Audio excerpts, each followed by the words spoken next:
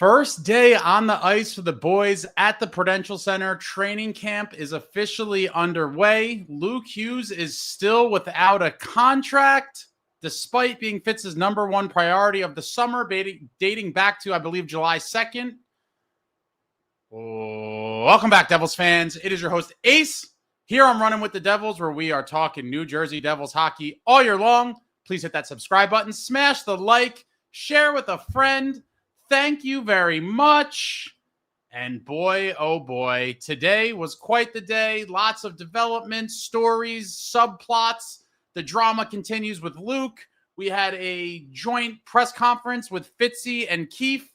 So much to get to, so much to talk about. Bear with me while I get through a lot of this before I start talking to some of you. Feel free to chat amongst yourselves in the chat. But we start with the boots on the ground. Shout out to the reporters on site giving us the information, relaying it in real time on various social media. The boots on the ground, and it starts with none other than Amanda Stein giving us this morning. Here's a first look at New Jersey Devils lines and pairings for Group 1. Keep in mind they're split into teams during the early stages of training camp.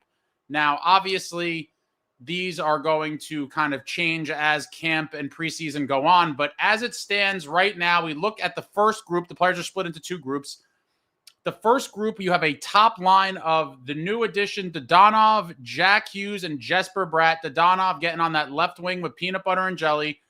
Then we see Cotter, Juho Lammikko, and Arseny Gritsuk.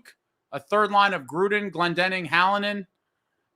And a fourth line of Perrant, Cruikshank, Bordeleau. And then you see the defense, Edwards, Pesce, Dylan Nemitz, Villain, Addison, Hansel, Diot. And then the goaltenders for this session, Allen, Malik, and Jeremy Brodeur. Right away, I see this and I say, okay, Dadonov on line one. We did think, or at least your boy Ace did, and we've talked about this, that there was going to be an audition process for those final two spots in the top six. Everyone knows we have a real top four, the core four, Timo, Bratter, Nico, Jack. Who is going to take the other two spots? And it starts, we get an answer early on. Dadonov is going to get a chance with peanut butter and jelly when these come out. Not that much of a shock, but I will say, stemming back to when we signed him, I was talking with Steve the Maniac, and we both loved Dadonov as a bottom six ad. And we jokingly said Fitz probably is going to try to force him into the top six. Obviously, Dadonov, not an ideal top six player, but I'm hoping for the best here. Maybe this does pan out. It could have been one of those kind of low risk, high reward moves. Worst case, he gets bumped down, but he's going to get the shot to play with peanut butter and jelly to start off the season. We'll keep an eye on that. Hopefully develop some chemistry and do some damage. I thought that was super interesting. And there's the franchise player. There's Jack Hughes, all healed, 100% healthy on the ice. We see Jack and Bratter. The first look at Dadonov in his Devils colors, wearing the number 33. Kind of a weird one, in my opinion. 33, kind of an odd number for the old timers. Whenever I see 33, I always think of former Devil and enforcer Reed Simpson. Hell of a guy. And there he is. There is Gritsuk. Lots of hopes for this kid. We've talked about him endlessly. Where does he get slotted? What kind of damage can he do in his rookie season coming over from the KHL? Hopefully all good things. And Amanda says, fascinating to see Gritsuk get a first look here with the NJ Devils. He's had the puck on his stick quite a bit and is showing off his craftiness and shiftiness. Biggest thing will be adjusting to the ice and how much time he has or doesn't have to get his shot off. Okay. How's it going to translate? Coming over from the KHL, looking to make a name for himself. Hoping for a big season out of him. I do think he's one of the keys to the season. Is anyone else having the problem traveling? It looks good on my end. It doesn't seem like there's any issues. Christy Flannery, another reporter. You could follow Amanda, obviously, if you're not, and follow Christy in Stilettos NHL. These are our first line of defense in terms of Devils coverage on site. Christy says, looks like NJ Devils Brendan Dillon is already in midseason form. Taking Paul Cotter down with a hit along the boards. Hockey is back, folks. Love me some Dillon. A lot of people, I feel like are kind of unfair to Dillon, but you need warrior type defensemen on your blue line to make deep runs. I love Brendan Dillon. Excited for the season. Hopefully he continues to play heavier, edgier, more violent. We saw that in some streaks from him last year. And Amanda's talking about Timo Nemec, another big story going into this season. Can Nemec pick up where he left off with the strong playoff showing? Amanda says, it's just day one, but Timo Nemec looks like he's flying out there. His foot speed has clearly upped a notch. Okay. Timo Nemec improving the speed. And she also says, watching Nemec during these box out drills, the strength looks to be at a new level. Stronger, more agile. And I found that to be pretty interesting. As you all know, you know that I am a fan of guys working out in the offseason. I am a big proponent of, getting as strong and big as you can. This is a physical game. This is a very physical league. We've seen what teams that have this characteristic up and down their lineup are capable of doing in the playoffs and even the regular season. I mean, the NHL is the best league in the world, and there's killers in the league. There's guys that are absolute assassins. Last season, before the new year, we did see a heavier, edgier, more violent New Jersey Devils. They were hitting. They were involved in skirmishes, little scrums. Obviously, at one point, we led the league in fisticuffs, fighting majors. I don't know what happened over that Christmas break. It seemed like, the break from hell. The team did not ever play the same way in the calendar year 2025, and it all kind of fell apart, and we don't know why. But in terms of Timo Nemec, we just look at some of the workout photos here. We talked about this a couple weeks ago when these came out, but visibly bigger, obviously putting in the work. Look at those legs. My God, this guy's a monster. Absolute monster, Timo Nemec. Here's with the VO2 mask, pumping some iron, pushing the sled, but obviously put in a lot of work. And we'll circle back on Nemec later in this program as well with some of the quotes that came out about him from Sheldon Keefe. But Timo Nemec, huge opportunity for him with Kovacevic injured and unavailable to start the season. Can Nemec lock down a spot in this lineup and refuse to give it back? I think he's one of those guys that will do that. I do believe Nemec is here to stay. I don't see any reason outside of a severe regression. I can't see any reason why Nemec is not going to be an everyday player from this point forward. Amanda says, Nemec says he feels way better now than this time last year. Said he upped his program and started skating earlier this year than last. Felt he had nothing to lose in the playoffs, so just went out and had fun and happened to play his best hockey. Good lesson there. Okay. Nemec feeling good. Christy on Nemec. I just have to move my legs more. If I'm moving my legs, my game is way better. That's the biggest thing. NJ Devils, Timo Nemec, and what made him successful in the playoffs and what he needs to be consistent at. He also spoke about needing to be more physical. Love to see it. Bring the pain, bring the physicality. We need all of it, and this guy is looking to claim his spot and never look back. Will be interesting to see what happens when Kovacevic comes back, but who knows when that'll be. We'll circle back on that as well. And then Amanda on Jesper Bratt. On his shoulder, I'm 100% good to go. He had a procedure done after the season, healed well and ready. Great to hear that another one of our players with an issue stemming back to last year is good to go. Healthy is good. Looking for a huge season out of Jesper Bratt. Hopefully Dadonov fills in on that line and can pull his weight a little bit better than Palat did. And if all goes according to plan, with health, I could see both Jack and Bratter eclipsing 100 points this season. I really can. That would be a phenomenal story for the 25-26 New Jersey Devils, and one that I think would be excellent. I mean, we need it. We need the health. We need the top dogs to be the top dogs. And so let's see. How does that story play out on the top line? Bobby with the super chat. Thank you, sir. Very much appreciated, Bobby. Good evening, Ace. I watched Keefe and Fitz's presser. What are your thoughts? Both seemed impressed with Nemec and Gritsuk. With an undetermined time frame for Nason coming back, who do you think gets called up, LaChance or Lenny? Bobby, I will get to that a little bit later. I have a whole segment on the press conference. I'm trying to get there. Very much appreciate the super chat. Going to stay in my timeline of events, but don't worry. I obviously will discuss the presser and everything that was said during it. But thank you very much, Bobby. Much appreciated. And then the next piece of news in between, I think it was actually during the first group being on the ice. This comes out from the fourth period. David Pagnotta, per sources, there is an expectation free agent forward Michael McLeod will be joining the Hurricanes this season. Carolina also checked on Carter Hart, as I and others have previously reported. A lot of you guys have been talking about McLeod. A lot of you have been kind of asking me about it. And the reality is, I told you all that there was no chance that the Devils were going to look into this. I mean, if you kind of know how the Devils operate, it was pretty clear that, you know, that ship has sailed. McLeod, old news, not going to be brought back. But I'm glad to see he is, you know, getting another chance. It's unfortunate that it's in Carolina because I do think he's going to come back to scorch us. But I don't want to go too deep into this whole thing. But the reality is they had their legal process. They were exonerated of the crimes they were accused of. And in my opinion, their lives should not be further impacted from what already has happened. And they should have the right to earn a living going forward. It obviously wasn't going to be in New Jersey.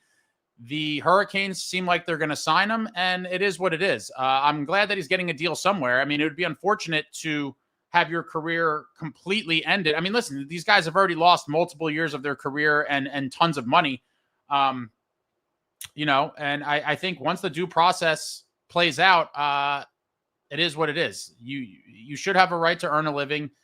He is going to be in Carolina, and I just hope he doesn't come back to completely destroy us, which is a legitimate fear of mine, because former players, as many of you know, do come back and just absolutely punish the Devils. So I'm hoping that's not the case with McLeod, but it very well could be. It very well could be the case. It is what it is, but it was never going to be here. Glad to see he got another job, and that's kind of, you know, what I have to say on that. I don't know what to expect of him, and many people were just assuming he was going to pick up right where he left off. And like, listen, if you knew somehow for sure that you were getting the McLeod, you know, the same player that he was right before he left, then obviously he would help this team. I don't know that he ever will get back to that level, but we'll see. Again, hopefully he doesn't come to scorch us. It is what it is. Old news. Sucks we lost him for nothing. Life goes on. And so then after group one, we get this very discouraging report, in my opinion, about the second group. Second training camp on ice session, the Devils provided the following updates. Markstrom is not participating today due to personal/family reasons. That's fine. Shane LaChance and Lenny Haminaho came back from the Prospects Challenge with injuries the team is monitoring. Both players skated this morning. Completely unfortunate. You guys know those are two guys I have talked about for a while. They were two guys I said to keep an eye on during the Prospects Challenge. Shane LaChance had a great first two games in the Prospect Challenge. Haminaho looked okay. He scored a goal in one of them. And they were two guys that I thought were the closest to cracking this lineup, kind of, you know, as the outsiders looking to burst onto the scene. And apparently they were both injured in the Prospects Challenge. Completely unfortunate. And then we get the next piece of unfortunate and unexpected news. Stefan Noesen has a groin injury pre-existing from last season. He re-injured it late in the summer and required a procedure. He's expected to miss some time. That is absolutely horrible news. Not expected. I think we got a surprise injury last year. I forget who it was. It may have been Pesci, I think, where we're like, oh, camp open, surprise, this guy's hurt. Same thing happens here with Stefan Noesen. Hopefully he's back sooner than later. He's one of our heavier, edgier, more violent gentlemen. Definitely a middle six type guy in this lineup. Where he will play when he comes back, nobody knows. But hopefully he is recovering well, and hopefully he returns to this lineup soon, because this team is better with Noesen than without. And then finally on Johnny Kovacevic, as we all knew, Kovacevic had his knee surgery over the summer and will miss an extended period of time and is out indefinitely. No surprise there. As many of us have discussed, Kovacevic potentially going to LTIR is a pretty easy fix for the Devils cap crunch when Luke Hughes is signed to be cap compliant. And now it looks like, you know, you have the same potential with Noesen as well. How this all gets sorted, we will find out when Luke gets signed, hopefully sooner than later. Hopefully 8 years and hopefully around $9 million or a little less would be phenomenal. But Johnny Kovacevic, out indefinitely, as we all knew. And Nemitz is going to be filling in that spot. Before they announced the lines, your boy threw this tweet out on the old Twitters. I said, cue up Dawson Mercer hitting the ice with Nico and Timo in the next group. I'm not sure why. For some reason, I've talked about Mercer a lot this summer, and I do think this is a huge season for him. Year 2 in his 3-year deal, and I did think that Fitz going into the season probably had Mercer and then one other random guy kind of penciled in the top 6. And sure enough, a little while later after I put that out, Amanda comes back with the most famous handwriting in Devils history. And courtesy of Amanda Stein, here's how New Jersey Devils Group 2 is looking today. And we see the top line in Group 2, none other than Timo Meier, Nico Hischier, Dawson Mercer, a second line of Palat, Glass, and Brown. I think that's a very interesting line. And then we see McDermott, McLaughlin, Legary, Hardman, Rooney, Malone. And then you see the D pairings there, Siegenthaler, Hamilton, Chalowski, Casey, White, Strand, Vandalist, Osipov. And then the 3 goalies in this session, Dawes, Romanov, and Brennan. But Mercer is looking like he is going to get his chance. Can he hold on to it? Can Mercer cling on to that top 6 role? Can he be the guy we all were hoping for after that magical 22-23 season where seemingly almost everything went right en route to having a franchise record-setting season of 112 points and beating the New York Rangers in a beautiful 7-game series in that first round? Mercer had 50-some-odd points. Can he return to that player? Can he put the death grip on that second-line spot? Can he hang on to it and not be forced out by somebody else? I'm rooting for him. I think the potential's there. Hopefully he plays hungry. Hopefully he sticks there. And hopefully we see a massive season out of Dawson Mercer, because I do think he is another kind of crucial piece to this team's success going forward. And there we see a little lag there, courtesy of Ryan Novozinski. If you don't follow him on X, Ryan Novo NHL. Back after a 1-season hiatus where he was covering the Giants, back covering the Devils. And there it is, the captain, Nico Hischier, looking on during the day. Get another action pick of Nico there. And New Jersey Devil, the first look at New Jersey Devil Connor Brown. Excited to see what he brings to this team. Coming over from Edmonton and losing in the finals the past 2 seasons. Got to be absolutely brutal. And then we have some more quotes here from Amanda Stein. My goal is to win the Stanley Cup here in New Jersey. Nico Hischier. Phenomenal goal, Nico. I would love nothing more than to see you win that cup in New Jersey as well. Hopefully we continue to improve. Hopefully one day this group does it. Because if this core does not win a cup, it would be absolutely tragic. And then Jack's quote. The expectation is obviously playoffs. Last year we wanted to just get in. This year we want to get in and actually compete and strive for a long run in the playoffs. Today is day 1. I didn't really love that quote too much when he said last year we wanted to just get in. I think that kind of was the mindset after the tragic second half when we were just sucking horribly after an amazing first half. And then I think all of us, and I guess the team included, were like, just get in at this point. Like, we started off so good through Christmas and the holiday break. We looked amazing. One of the best teams in the league. People were talking about, are the Devils a true cup contender? I certainly was a believer. I'm sure many of you were as well. Then we fell off a cliff, and I do think that's when the bar kind of got lowered from, oh, we're a true contender, to now it was just like, don't blow a playoff spot and just get in. So I think that's, I guess, that was the mentality of the team as the season went on. But heading into the season, that shouldn't have been the goal. And for this year, they need to compete. I mean, just making the playoffs, as I've talked about millions of times, making the playoffs is unfortunately nothing to be proud of or hang your hat on. Making the playoffs should be the bare minimum. Like, that is what you have to do.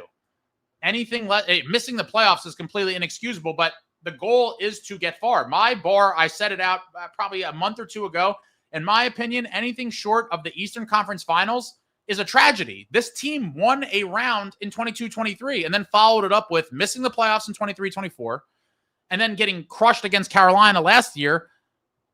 Just winning a round is the same exact success you had 3 years ago, 4 years ago. I can't be excited for that anymore. Winning a round is not enough. They got to win 2, got to get to the conference finals. Again, would love to win the cup. Not going to be greedy. Let's just at least take one step closer to the cup and make the Eastern Conference Finals at a minimum. I would certainly love to see that. And then we get to, as it stands, as of this very moment, subject to change. This could change as early as tomorrow morning. It could change with the wind. As the wind blows, these lines could change. But as it stands at this very moment, your New Jersey Devils lines, based on the players available as of right now, we have a top line of Dadonov, Jack Hughes, Jesper Bratt, with a second line, Timo Meier, Nico Hughes, Dawson Mercer, a third line of Andre Palat, Cody Glass, Connor Brown, and a fourth line of Paul Cotter, Juho Lammikko, and Arseni Gritsuk. And again, looking back at it, the core four is great, amongst the best core fours in the league, I would say. It's definitely in the upper, third or so of the league in terms of if you look at like their best 4 players. And the big question marks are who is going to stick in those other 2 spots in the top 6. And the guys that are going to get the chance as of right now are Dadonov and Mercer. I definitely thought Mercer was going to be one of them. And, there's a bunch of other guys that I thought could be in consideration for the other spot, but it's going to be Dadonov. I'll get to some of the Keefe quotes about him, but they like, his veteran abilities. He's played with some great players in the league. He's got a nose for the net. He could score. And so they thought that was a good place to put him to start off to kind of see how that all works out. And if this ends up being a line, line combinations that we stick with through the season because they're working, that would be great. Obviously, I would have liked a more impactful top 6 player for the Bratt Jack line. But if Dadonov works, then so be it. I won't complain. And if it works out, obviously Fitz is going to be patting himself on the back, and it is what it is. Hopefully it works out. And can Dawson stick with Nico and Timo? Can they get that line to produce regularly? Can Dawson get back to that production from a few years ago? I certainly hope he does. And then Palat obviously dropped down from the peanut butter and jelly line to the third line, playing with Glass and Connor Brown. I think that line will have some potential. Curious to see how that goes. And hopefully we see that unit in the preseason. I'm sure we will for at least one game. And then a fourth line, Cotter. I'm hoping my boy Cotter plays his way off the fourth line, but if all the other lines are working well, I'm not going to complain. Cotter with Juho Lammikko, who we found from Switzerland, I believe, hasn't been in the league in a few years, and Arseni Gritsuk starting off on the fourth line. He's another guy that I think they're going to just try to ease him into the NHL game, see how it goes. And he could be a guy that's looking to fight for a higher slot in this chart as well. Can Gritsuk force himself off the fourth line? What does he do? Can he bring some scoring to the bottom 6 if that's where he stays? As long as the top dogs are the top dogs and the bottom 6 is not anemic, I like the group. Am I ecstatic with this lineup? I'm not ecstatic. But for those that are like super doomsdayers, and I try to be fair, guys, I do think I try to be pretty fair and even keel. Some of you guys are just like super doomers. There are tons of teams in the league that would salivate to have this group of forwards, if we're being real. You look around the league, there's tons of teams that would say that's a pretty damn good lineup. Now, is this a lineup that you look at and you say this lineup's going to take out Florida? No, I'm not going to tell you that. But if I'm being honest, do I think this team has the potential to upset some teams? Absolutely. And that comes off the strength of our 2 strengths, defense and goaltending. And we get to the D. Oh, that D. And as it stands right now, with all the injuries and holdouts and things, a pairing of Jonas Siegenthaler and Dougie Hamilton. You guys know I love Dougie. I don't think it's time to move on from him as of yet. I think next offseason is a more responsible time to look at moving him, but I understand why all the people, they look at the $9 million and the glut of defensemen we have waiting in the wings, and I get why you think that. I'm not going to say it's like a horrible opinion. I think this one, I could make the argument for both. But for me personally, after just looking at how good the defense was last year, I certainly wouldn't want to tinker with it and take any steps backwards if possible. And I do think, at least for the short term, the defense does take a hit if Dougie is shipped. Outside of in conjunction or in a deal for Quinn Hughes, obviously. That's obviously the caveat to moving Dougie. But then we have the second pairing, Brendan Dillon and Shimon Nemitz. I like that. And as it stands right now with the Luke Hughes holdout, Seamus Casey with Brett Pesce. Considering one guy is injured and one guy's holding out, this is a pretty solid decor. I like this decor, right? And then when Luke comes back, obviously Seamus Casey's holding his spot for now. When Luke comes back, Casey's out. Casey is out. The real interesting thing is going to be what happens when Kovacevic returns. And it's looking like it's definitely not going to be till at least next calendar year, 2026, a few months of the season easily is going to be missed. Who knows, maybe more. But what happens when Kovacevic comes back? I have no idea. Your guess is as good as mine. But for now, Casey is in that Luke spot. And when Luke officially signs his contract, which is hopefully tomorrow, Casey's going to probably be that seventh D-man. He's going to be that guy waiting in the wings. I think the future is bright for Casey. I like his game. I've talked about him in depth before. I think the team is a little worried about his play in the D zone, but offensively speaking, this kid is an absolute stud, and I think he has a good future in the league, whether it's with the Devils or another team. But on paper, I like this. Even with Luke holding out and Kovacevic down, gotta love the decor. A solid defense and good goaltending can keep you in a lot of games. And could potentially steal playoff rounds. Markey is an X factor. Jacob Markstrom is an absolute X factor. I am hoping that he picks up where he left off last season before he got hurt. I mean, he had some flashes after the injury as well, but before he got hurt, Markey was looking like a legitimate Vezina caliber goalie. And if he picks up where he left off, I think the sky is the limit for this team. I am excited. A lot of you, again, are super doomers. I understand the offseason was very underwhelming, but looking at the roster, looking at everything, a lot of teams are envious of where the Devils are right now. Now they just got to put it all together and have a solid season and go on a run. But we will see how that all shakes out. And then we get to, this was pretty funny. For those that didn't see it, check it out. It's online somewhere. You could find it. But Jack Hughes had his little interview, and he got a little snippy. When he was asked about, I guess it was like his preparation or whatever.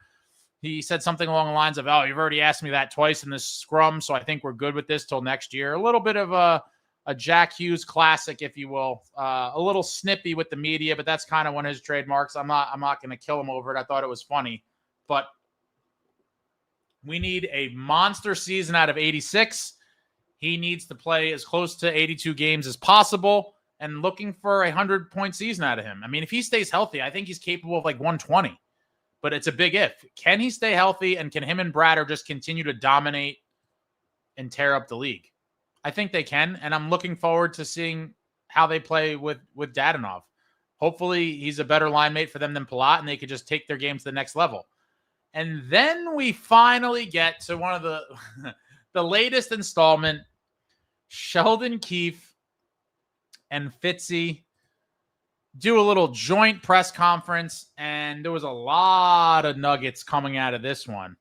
A lot of nuggets. Obviously, the first one being on the Luke contract. Bear with me 1 second. On the Luke contract, Fitz said, same old, grinding through. This is a waiting game at this point. He was asked if there's a sense of urgency, and he said tomorrow is day 2 of training camp.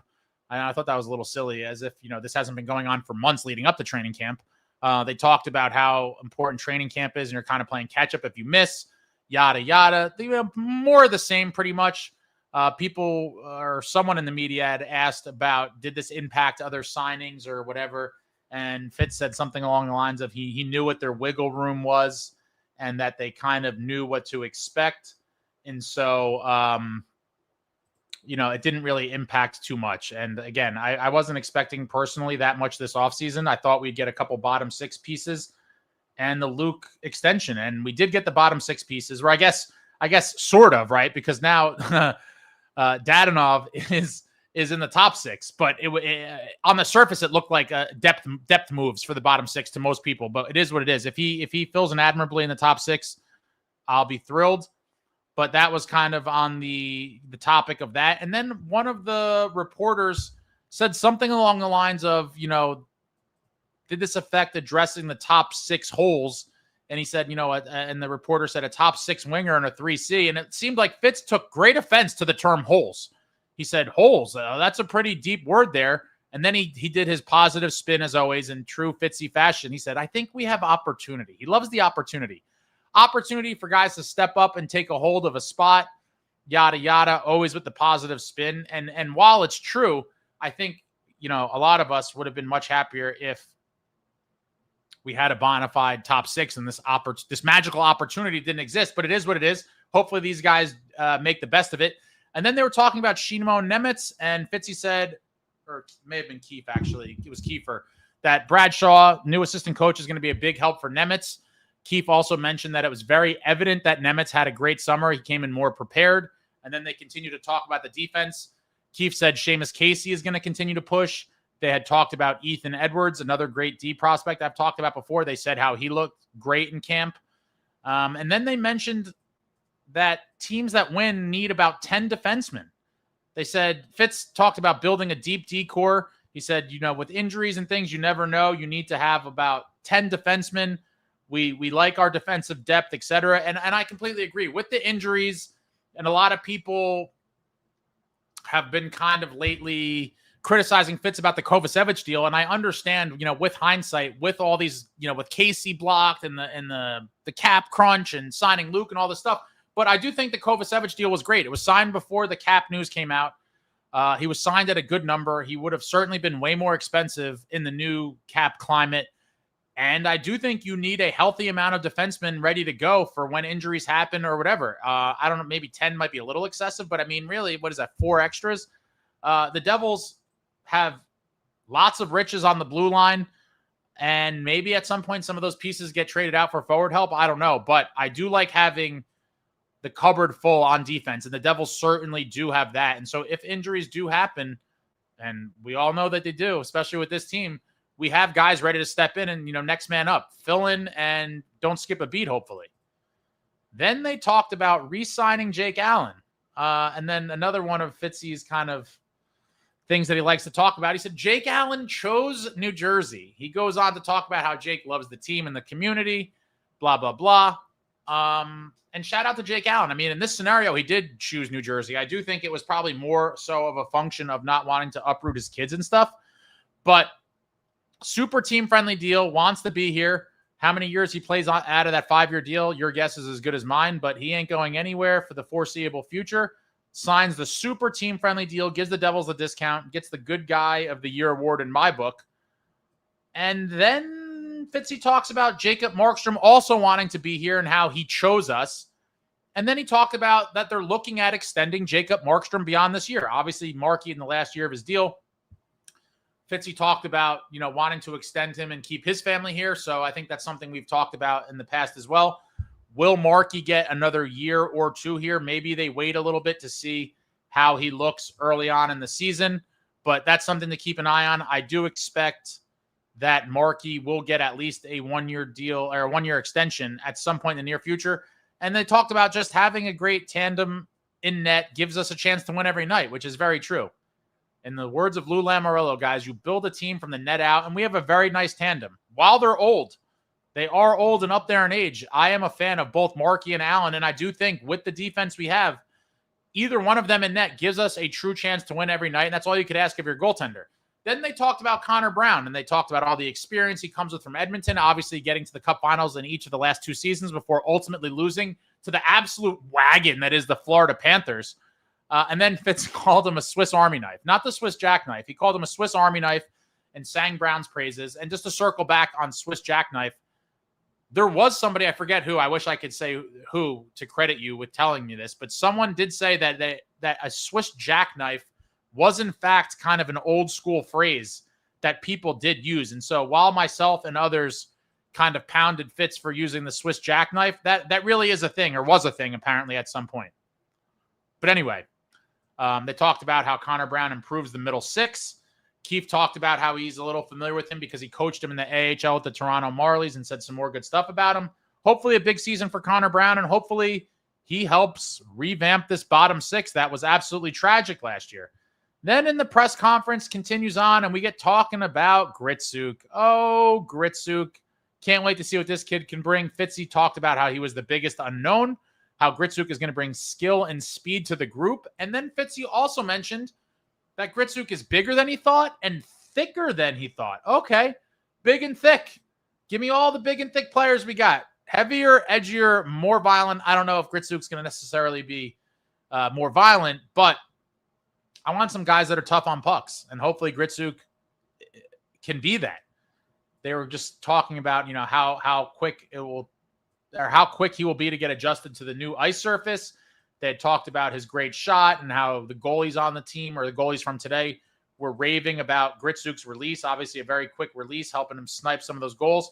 And then Keefe talked about how Sergei Brylin, also Russian, 3-time Stanley Cup champion with your New Jersey Devils and the newest member of the Ring of Honor, how Sergei Brylin has played a big role in getting Gritsuk adjusted, to life here and everything NHL. Sergei Brylin playing a mentor role for him, and hopefully between Brylin and Dadonov, Gritsuk kind of gets his bearings and comes out of the gates flying. And then Keefe also talked about how there's been a long list of KHL guys that come over and struggle, as we've talked about before, and that there's a list of guys who came from the KHL and did well. He said we're trying to give him everything he needs to make sure he's one of the guys that succeeds in this league. And we need it, because Gritsuk is another kind of important variable, in my opinion, on how this season is going to go for the New Jersey Devils. And then they start talking about Dadonov. Keefe said solid complimentary player in the league for years, how he's played with some of the best players in the league, a knack for scoring around the net.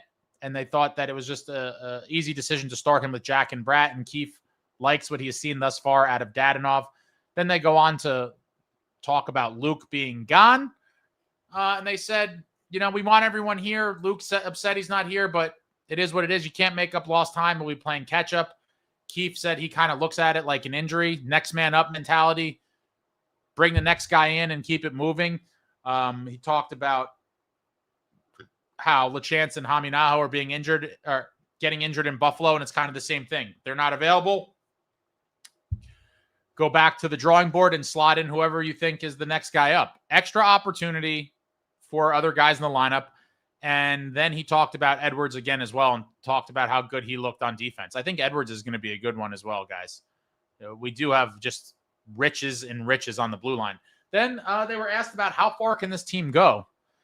And Fitz said, everyone's goal is to win the cup, but to do that, you have to have the right process. And then he said, if you asked me last Christmas, I would have said we were good enough to win the cup.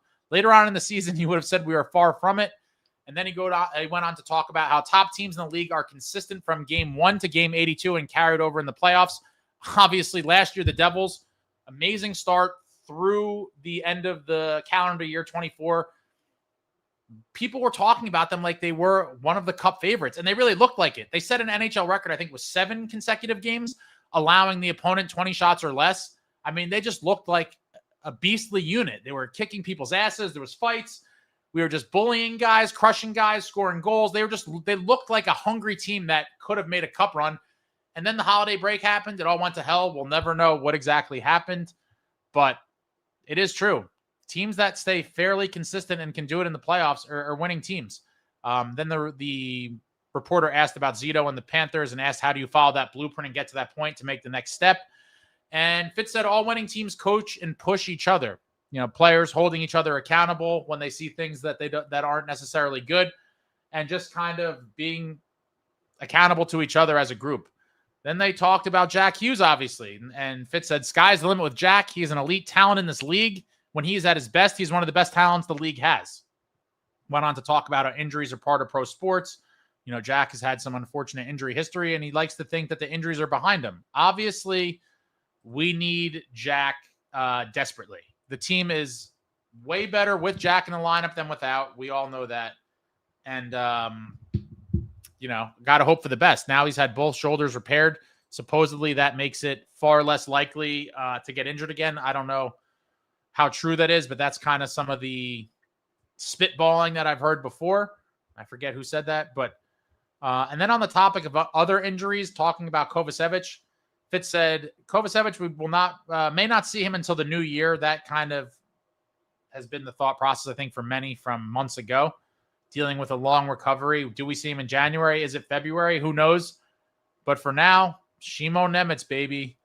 The beefed up Nemec will be in the lineup in his spot. And then talking on Nason, he said it was a nagging injury. He decided to rehab it. He was reluctant to get the surgery, but he wanted to get it repaired. And so he decided to do that, and the team will deal from there. And again, that is another kind of spot or another opportunity for LTIR money to be parked to fit Luke or anyone else. I mean, it is crazy to think that depending on how long he's out, maybe we bring in someone else. I mean, I highly doubt it, but there will be LTIR money to be had. And so it was a pretty busy day. A lot to digest. I'm going to get to the comments in a minute. Bobby with a super. Thank you, sir. So stupid. Put Meyer as right wing and Mercer as left wing. Meyer's natural position is the right wing. Why not put him there where he's comfortable and better at? Makes no sense. I agree. We've talked about this forever. I'd prefer to see Timo on the right wing as he's a lefty, and that's where he played his whole career in San Jose, yada, yada. But I think the thinking with Mercer is probably that, they're trying to make it or set up Mercer for the best success, because Timo, let's just say, I'm using fake numbers, right? But let's just say on a 1 to 100 rating, let's say Timo at right or at left wing is a 85 and he's a 89 at right wing. It's only a small drop off versus if you do the same with Mercer, the drop off is probably much more. So I'm thinking that's just kind of the logic there, is that they think Timo on the left side, and he's been played there a ton anyway, that overall it benefits the line and the team more so to have Dawson on the right and Timo on the left. But we'll see. We'll see how that all plays out, and we'll see if Mercer can in fact stay on that line. I'm rooting for the kid. This is a big season for him, and if he could really become a legit top 6 player, obviously makes this team that much more deadly. Zupamaki, thank you for the super. Jury got rid of Trouba, K. Miller, Lindgren, and Kreider, and Fitz can't get rid of Palat or Hamilton. Worst manager ever. Can't even sign draft picks. Fire Fitz now. I mean, listen, I get the frustration. I really do. Drury obviously has become phenomenal at dumping off unwanted contracts. Now, I do think, in fairness to Fitz, and I guess some of the players are talking about, the Palat contract at $6 million, I would have to think is slightly more undesirable than some of these Rangers ones. But who knows? And I've talked about this before as well. Everyone was pointing to Palat as like, oh, the easy fix for cap space. For all we know, Fitz may never have even tried to get rid of him. I do like Palat, and I do think the team is better with him than without. Now, in the hypothetical world, you have that $6 million freed up. Do I think that could be better spent to improve the team more so than with Palat on the team? Yes, I do think that. But in a vacuum, if it's like have Palat or not, I'd rather have Palat. Not playing on the top line, obviously. Playing him in the bottom 6. But I understand with the contract why everyone's pointing at Palat. But we don't even know if Fitz tried. There's a good chance he hasn't even tried. For all we know, there could be a deal kind of in the background looming, and it could possibly involve Dougie. Who the hell knows? At this point, nothing would shock me. But it seems as though if I had to bet on it, I would think that after Luke signed, the way they become cap compliant, at least in the meantime, is going to be putting Kovacevic on LTIR. It just seems to be the most sensible thing, I think, at the moment, outside of a trade. But thank you very much, Zupa. Appreciate it. Stickfix says Sassy Jack on day 1 of training camp. Yeah, he's in mid-season media form. Oh, man. How I got here, Jeremy Proper. We got our top 6 at the deadline. Unfortunately, Casey... we get our top 6 at the deadline. Unfortunately, Casey got another prospect. Or the first-round picks. Like I've talked about forever, winning teams that are truly trying to win now trade first-round picks away. There's no point in stockpiling first-round picks. They're not going to help the team win now. And I understand for those that are obsessed with draft capital and all these things, but in the end, I do truly feel that this team needs to take the next step to win now. Win now. Nico has 2 years left, guys. There are no guarantees. Win now. Nico doesn't care about guys you're going to draft in the summer that are going to, come up here in 4 years. Win now. Markey's a win now goalie. Win now. Got to push some chips in the middle. And I do think Casey will be one of our most attractive trade pieces to other teams, obviously. Super high upside, young kid. I do think a lot of teams will be asking about him amongst other guys as well. But if we are trying to land a true top 6 player at some point, a lot of teams are going to be asking about Casey. Tasha says, Hamilton isn't even bad. I'm sick of the 0 IQ comments. Yeah, he's just gotten a lot of hate. I think that $9 million has a lot to do with it. Oh, you don't know me. I'm feeling good about our team. They look like they have physically put in the work over the summer. Or at least some guys have, for sure. I'm just excited for the new season. Clean slate. Hopefully they're out on a mission. I hope they are on a mission to go on a deep run. Tasha, oh my God, Fitz spreading the jersey propaganda was killing me. Like, we mostly all live here. We know how great it is. Chill. Yeah, guys pick us. We're a destination. I'd be curious to see. To some extent, the guys are picking us, but it has a lot to do with money, right? Like, contracts you're offering. So, it's not like guys are taking less to come play here, I don't think. But Jake Allen certainly did. He certainly did. And again, I think that's a function of his family already being here, but I'll take it. Bobby says it would be absolutely moronic to trade Dougie. I wouldn't be shocked if it happens. We saw that comment from Jack the other day, openly campaigning for Luke to be on Power Play 1. Not to say that, him saying that is going to have any real weight, but I do think that,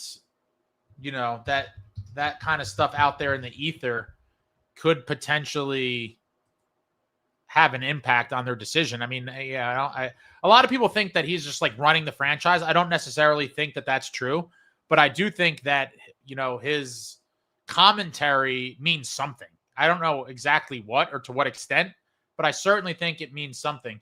SST says, Tom for NJ governor. Yo, Holmes, Jake Allen chose us, booze face. Though Fitz looks like an 80s pop radio band member. Pro Bowl forever. Whose contract is worse, Palat or Hamilton? Oh, that's super easy. 100% Palat. Hamilton at $9 million in the new cap era is not the travesty that many of you people think, and especially if he starts to turn the clock back and looks more like the guy from 22-23. Dougie Hamilton at $9 million is not bad at all, in my opinion. Woodson, Ace has already convinced himself that we are a cup contender. Oh boy, I didn't say that. Listen, Woodson, I did not say on paper we are a cup contender, but I do believe we're firmly a playoff team. And as I've said for months now, again, this might be some hopium, but it's still based in reality.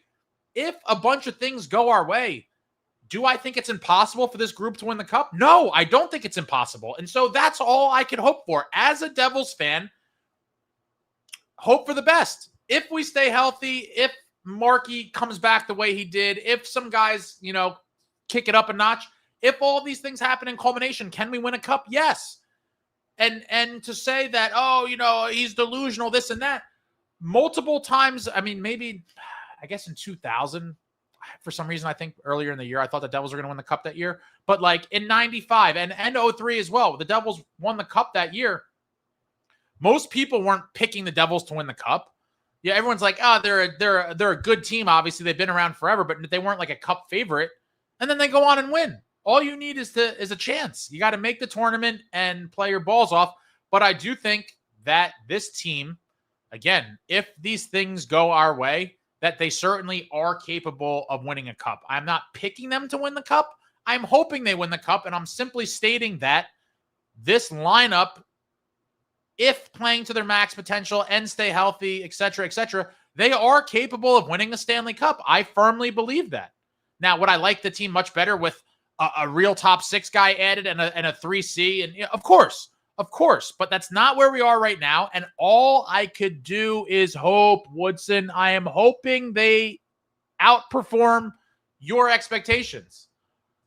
Collect records. Fitz looks like he's wearing a red woman's blazers with 80s pointy shoulders. Oh, God.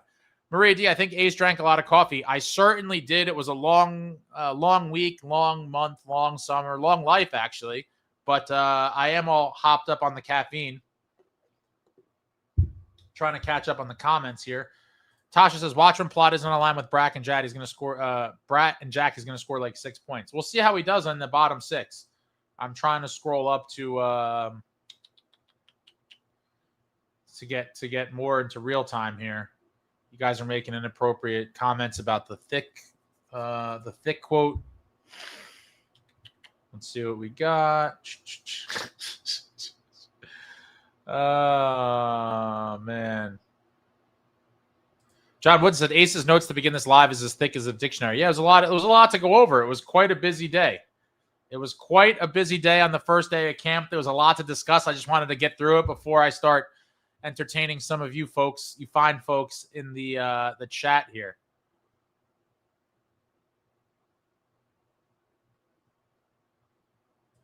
He's a hockey guy 2.0. Let me buy you a dry erase board. I don't know how he does that with the dry erase board. I could never. I don't know how he does what he does. Shout out to Shannon, the hockey guy. My God. Just tons of videos, watching all these games. Like, I don't know how he does. I mean, I guess if it's your full-time job, it's a little bit easier. This is just a hobby for me. But the hockey guy, OG legend with that dry erase board. Stick Figs, heavier, edgier, more violent, meat on the bone, big and thick. Hate him or love him as GM. He is a gem to have in press conferences. Yeah, Fitzy has provided us with so many quotables and gems from these press conferences over the years. Jason knows that the hockey guy loves to break old news. SJ, I want to see Markey lift the cup so bad. So do I. Win now. Win it for Markey. He wanted to come here, do every single thing in your power to build the best roster possible and try to truly win now. Win now. M Sharp, Fitz hands, cards on the table. Keefe hands, need all my players together in camp. Jason said even Jack said they're not at the true contender level yet. I don't think he said that. He was just talking about expectations.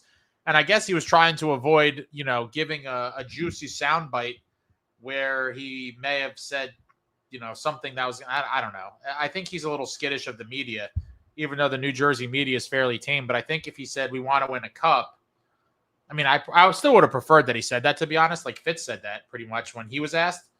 And I wish everybody, immediately responded with win a cup, because that's what they should. That should be the goal for everybody, right? Obviously, some teams in the league, if they came out and said their goal is to win a cup, it would be delusional. Like if Macklin Celebrini was like, our goal this year is to win a cup, I think it'd be like, all right, bud, like be realistic. But Jack said making the playoffs is not enough, which it's not. Making the playoffs is not nearly enough. You got to win 2 rounds this year. Eastern Conference Finals or bust. Pro Bowl forever. I have a question. Do you think Nemitz could become a Norris contender? I'm going to say no. I mean, I'd love to see it happen, but the reality is the Norris Trophy to me has become a bit of a sham. And I guess to some extent it's always been, but they're just going to give it to a flashy offensive defenseman who scores a shitload of points. And so I do believe the Norris Trophy for the next decade will probably only be won by 3 gentlemen, and those gentlemen are Cale Makar, Quinn Hughes, and I could see Werenski maybe getting one, and maybe 1 or 2 other guys. But I think for the next 10 years, it's going to be those 3 guys, and mainly Makar and Hughes. But I think Werenski might squeeze in there, sneak in there a year or 2. But they're just going to give it to guys with the gaudy offensive numbers. And when you're talking about gaudy offensive numbers, you're talking about a lot of points. I mean, listen, I would love to see Nemitz get to that category, but we're talking about some elite offensive defensemen. Last year Werenski had 82 points in 81 games. Like over a point a game as a defenseman. Completely ridiculous. I can't say that I expect any defenseman to replicate that sort of production. I mean, it's just an unfair assumption. Last year in 68 games, Quinn Hughes had 76 points. And what did Makar finish with? And Makar finished with 92 points in 80 games. Like, this is the competition. I don't know. That's going to really be a tough group to crack even a nomination, I think. Never mind winning it. But I would love to see it happen. And then you got like guys like Bouchard had a shitload of points. Yeah, it's just there's a lot of really good offensive defensemen in the league right now who are putting up big-time numbers. And so for me to expect Nemitz to do that, I think, would be kind of setting him up for failure. But I hope he one day is in that conversation. That would be a great thing to see. All right, trying to skim these comments here. M. Sharp says, appreciate the breakdown of everything. Ace, been too busy to keep up. Yeah, it's a lot. I'm trying my best. I'm sure I missed some stuff, but let's see what you guys are talking about in the comments. John Woods says, Jack will avoid the boards and contact even more. He will be a total floater. We're going to see. Obviously, he doesn't relish in the physical game, but he's taken some bumps and survived. Justin Smith says, I believe Timo silences all the haters this year. Would absolutely love to see it. Can Timo Meier go on the tears that he typically starts in March earlier? Can he come out of the gates hot in October, November, December and start popping off? I would love to see it. I am a huge Timo fan. As you all know, I've defended him against you lunatics that have besmirched his good name. But it's always Timo time on this channel, and I would love to see a big year from him as well. Jay Snow, hope the defense can repeat last year's performance. Siegs has had good years, then bad years, and Dylan looks like he's slowing down. I mean, Dylan's a vet, but he's a warrior. Want to go into battle with a guy like Dylan any day. Justin Smith, everyone smash the like button. Show some love. Appreciate that. Hit the thumbs up for your boy. How I got here, Jeremy Proper. Those new Rags jerseys are laughable. I actually didn't see them. Let's see. I did not see them.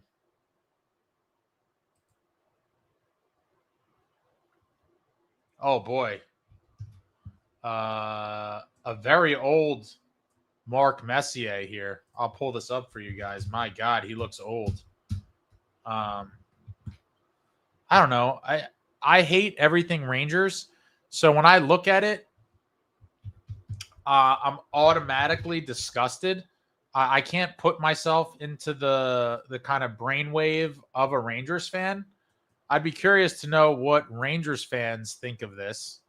I'm sure it's like anything else. It's probably a split crowd, but there's a very old Mark Messier, a player I hate with all of my being. I guess this is the new Centennial jersey. I just looked it up for the first time here in that 100th year patch. Yeah, I guess if I was a Rangers fan, I wouldn't like this. Because I could be objective about a style of a jersey, even a Rangers one. It's like, yeah, I guess if I just, looking at the look of it or the aesthetic, I think all the other Rangers jerseys are better looking than this. And if I had to pick, the best looking Rangers jersey, I think was the old school Liberty one. But enough about the Rangers. But that is an ugly jersey and an old Mark Messier. Screw you, Messier. Would love to see a new Devils jersey at some point. We've talked about that millions of times. Khalil, we'd love to see Mercer 20+ goals. I mean, listen, if he stays on that second line, I think 20 goals has to be like the bare minimum for him. And I would obviously love to see him get closer to 30. Can he have a 30-30 season or a 25-35? A 60-point season out of Mercer on that second line, I think, would silence a lot of the critics. Maybe not all of them, because some of you people are just so bloodthirsty. I'm convinced you'll never be happy. But if he plays on that line for the majority of the season, I would love nothing more than to see Mercer have a big year. Michael S. says, hopefully Nason's injury opens a door for LeChance. Well, we don't know how injured he is either. I'm curious to see if he plays. Like, I would be devastated if I've been pumping this kid's tires so much. I absolutely love him. If he doesn't play any preseason games, I am going to be devastated. I'm going to be absolutely devastated because him and Haminaho, but more so LeChance and obviously Gritsuk, who will be there, are the guys I've been the most vocally excited about and the guys I'm just dying to see, at the NHL level in preseason. And it would suck if he's not available. We'll keep an eye on that.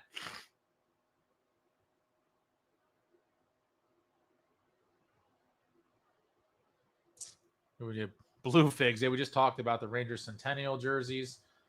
Oh, SST, I fixed it just for you, man. I had to call tech support. I figured out how to do it. I didn't change it to blue. It had a mind of its own. But I got it back to red for you, so you don't say that it's a Rangers situation. Nico said he hasn't gained a pound in 3 years. I'm not worried about Nico. He takes a licking and keeps on ticking. Very durable. Obviously, he's had his little injury woes as well, but man, he takes a beating on a nightly basis and comes back for more. Good job, Ace from Woodson. I'm not sure what that was in reference to. I'm trying to catch up here. Bobby, look it up. It's on the Devils website. Jack, it was just like his media availability. I think it's like a 6-minute clip. You could check that out.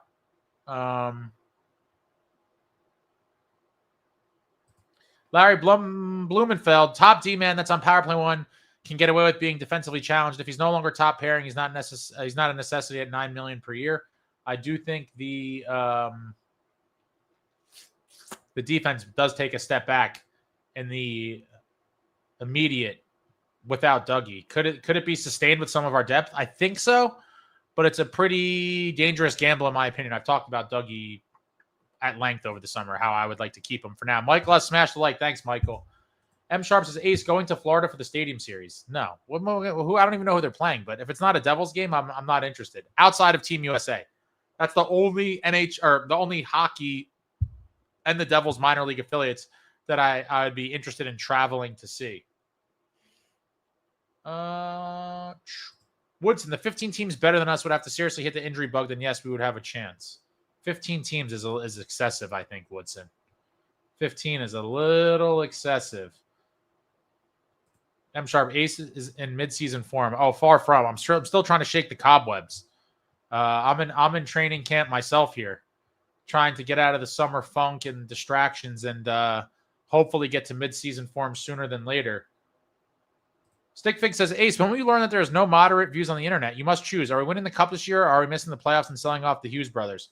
It's a fair point. It seems like a lot of people are super extremes. Again, I try to be fair about it. I give my honest viewpoints on whatever the topics are, and I try to be fair. We are not the complete disaster that many people are saying. I mean, it's just absurd, some of these people. And I'm also not going to live in a world where it's like everything's, rainbows and sunshine, unicorns, and like we're going to win the cup every year. I'm not that guy either. I think I try to give a pretty fair assessment of the situation. And the reality is, we are better than a lot of teams, and there's teams that are clearly, I think, a tier above us. But with the weapons we have, if those things all go right, we are capable of upsetting teams and going on a deep run. Yeah, Woodson, you're hilarious. Ace is a tech guy, after all, the background being fixed.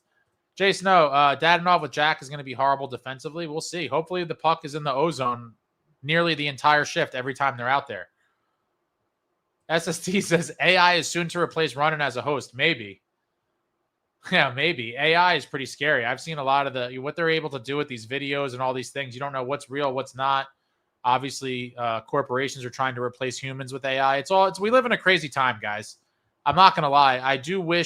I think I've seen enough in terms of technological advancements. If I could pick any time to have been born, I probably would have picked probably the 40s or 50s, because then you would be old enough to remember a lot of cool shit in the 60s and 70s. Which were some great decades for, lots of things, music and culturally and all that. And right now, I just don't even know what to say. We just live in a crazy world in every way measurable. Khalil, hopefully Meyer has good luck with the puck in the back of the net. Oh boy, last season was a nightmare for Meyer to score. Yeah, he was. He had a horrible cold streak where he was just snake bitten. He was getting chances, but he just couldn't. He could not buy a goal for a stretch. I think the Rangers will be good this year. I certainly hope not. Woodson, I feel like we were missing homers in the chat from last year. Where's Chico? Oh, Chico's gone. It's a whole long story with him, but Chico is a clown. He decided to defend his buddy on another platform and then just say very insulting and ridiculous things. And we won't be seeing him anymore. May he rest in peace, and may his memory be a blessing. You won't see Chico anymore. Chico left America. Oh, boy. How I got here, Jeremy Proper. Sitting at the grocery store, and there's an orange McLaren. Wow. What state do you live in? McLarens are dough. It's probably professional athletes, or maybe a CEO. John Fay, probably will see them during the regular season. Woodson, who knows? Now, some of these people are gone. Not everyone's going to make it to the finish line, guys. But appreciate all of you that have, been supporting your boy, taking part in the lives, watching the videos. Appreciate all you guys. It's been a pretty fun community thus far, minus the, handful or so of complete clowns that I've had to deal with. Samuel, if Dougie has his shot, he's worth the money. If not, trade his ass while he still has value. I still think he has value even without the clapper. Just high hockey IQ. He does have big size. While he doesn't use the size the way a lot of us would like to see him use it all the time, there is a value in just a big, smart defenseman who does have offensive skill.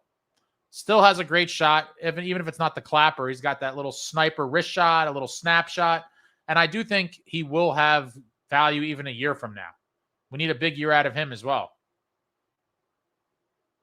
Art says, hope Mikey is the Devils killer once he signs with the Canes. Why would you wish such a thing on us, Art? I'm scared of it. Players have come back and scorched us, and I think he might be one. Traveling. Can't have a last 2 weeks like they did last season, limping in with help. For sure. It was the saddest kind of backing into the playoffs in quite some time. No one wanted to really seize the spot from us. Pro Bowl forever. The top three in the Metro is probably going to be Carolina, New Jersey, Washington. I could see that. I could also see the Devils winning the division. I'm curious to see how Washington looks after last year. They were all hopped up on that Ovechkin goal chase, and they had a great regular season. What does Washington look like this year? And I could have sworn I read earlier that Ovechkin left camp with an injury or something. I've been meaning to follow up on that. Jason said, Fitz said they don't have to offload anyone to make room for Luke. I wonder if that's true. Yeah, it is true because they now have two guys they could put on LTIR, and you only needed the one. Kovacevic's money on LTIR fixes the situation, and then he also has Nason. Yeah, Messier, the model.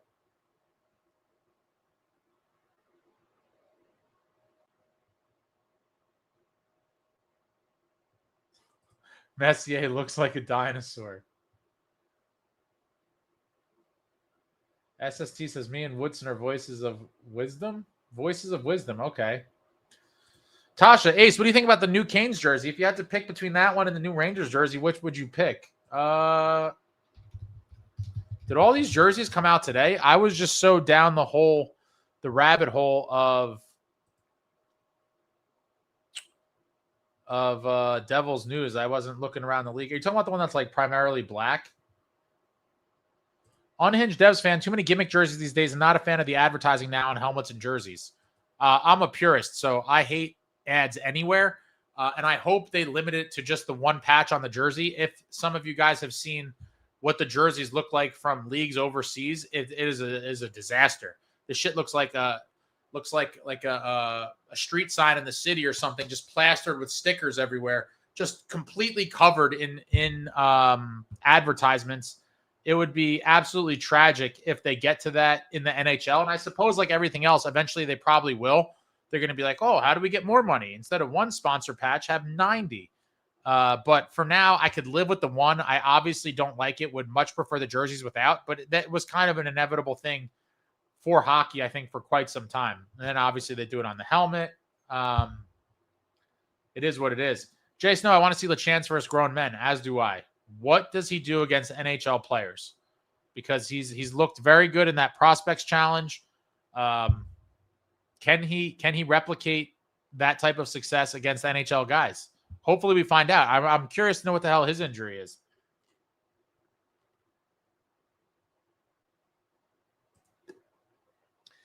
DM Sanks, is there a Ranger player that you hated at some point and changed your mind on? Possibly Leach or Richter? No. I hate all the Rangers. I will say, if I had to pick two guys that I would have the softest spot for, by default, it would be both of those guys because they are Americans and have represented Team USA in various tournaments. And if I had to pick one, like if someone had to say, like, who's your, if I had to pick a favorite Ranger of all time, it would hands down be Mike Richter. Because of, it started with that 96 World Cup. Team USA against Canada in the final. Richter had a great tournament. and was instrumental in the Americans winning. And he's also a very nice stand-up guy. I've met him a couple times. Again, while I hate him playing for the Rangers, he really was a great piece for Team USA. And it was super weird to root for him. In the 2002 Olympics, the gold medal game, it was Marty versus Richter. Marty for Team Canada and Richter in net for the Americans. And I remember telling my buddy, I was like, obviously I'm rooting for, USA. I'm an American, but I won't feel that bad if Canada wins because obviously I'm a Marty guy. And sure enough, in that game, 0-2, the great Martin Brodeur brought the gold medal back to Canada after a 50-year drought. And I think people don't realize how big of a deal that gold medal was to Canada at the time. Now everyone just, Canada wins almost every time. Like they're just such a powerhouse. But at that point, for their national game, they had not won in 50 years. And Marty broke the streak and brought a gold medal back to Canada and beat Richter for Team USA in the process. Those teams were loaded. Absolutely loaded. SST says 30 minutes until food discussion. Tasha says, Ace likes the New York Times bestselling author, Sean Avery. Hated him as a player. Thought he was a complete punk. But I will say, as like a media personality, whatever you want to call it, he is very funny. I have to give him that. I've seen so many funny. Did he disappear? I feel like I haven't seen his stuff in a while, actually. But he really has dropped some gems on the internets. Unhinged Devs fan says SST food discussion is essential. SST gets bothered by it. Jay Snow, we need to be able to score 5 versus 5, 5-on-5. We were absolutely horrible last year. Yeah, hopefully all of these things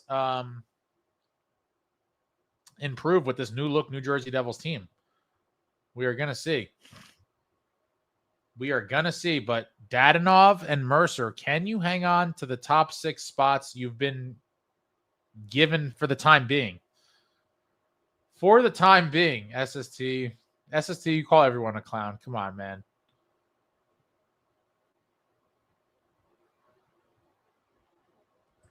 Maria, he would get very riled up and then write all in caps.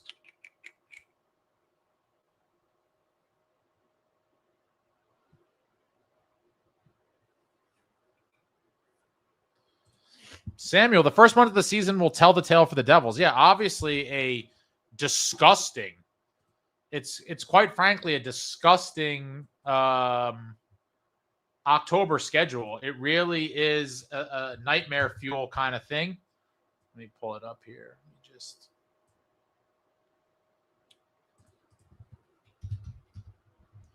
No favors from the schedule makers. And a lot of people are nervous about it. It is what it is. I mean, this team is they're going to get a gut check early.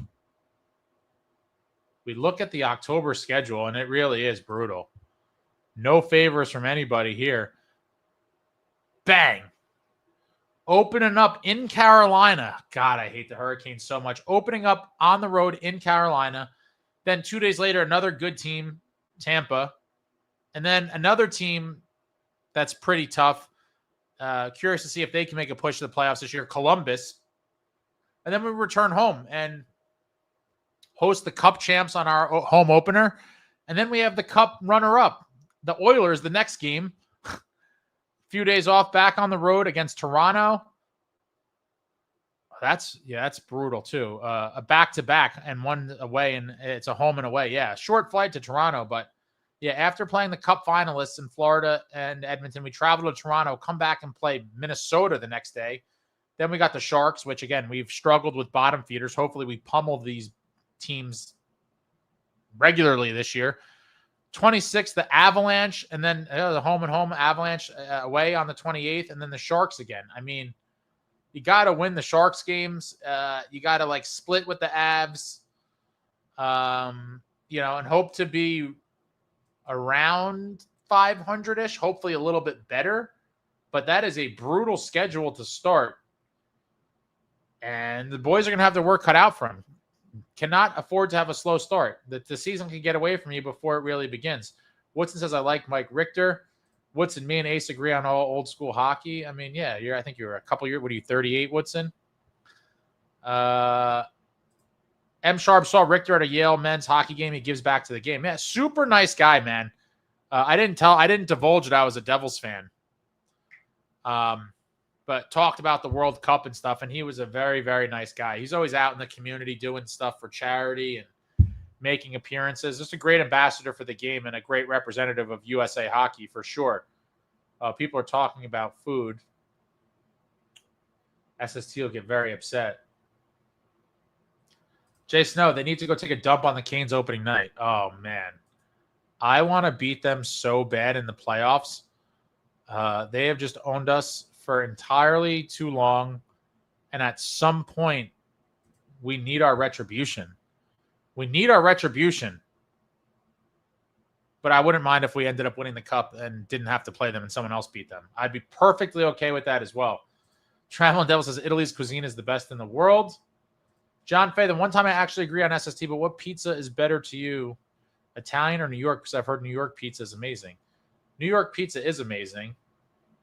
New York and New Jersey. And I've been told it's something in the water, that there's something about the water in the tri-state area that cannot be replicated elsewhere. Woodson says, I'd rather play all the good teams early before all our good players get hurt. Oh, come on, man. Come on, man. Before Christmas is our season. How I got here, Jeremy Proper. Got to eat organic. Eurofood is our organic. They're organic. We don't have. Totally different. Whole Foods and Piccadilly Circus was amazing. I have a question. What the hell is Piccadilly Circus? I have no idea what that is. Should I know what that is?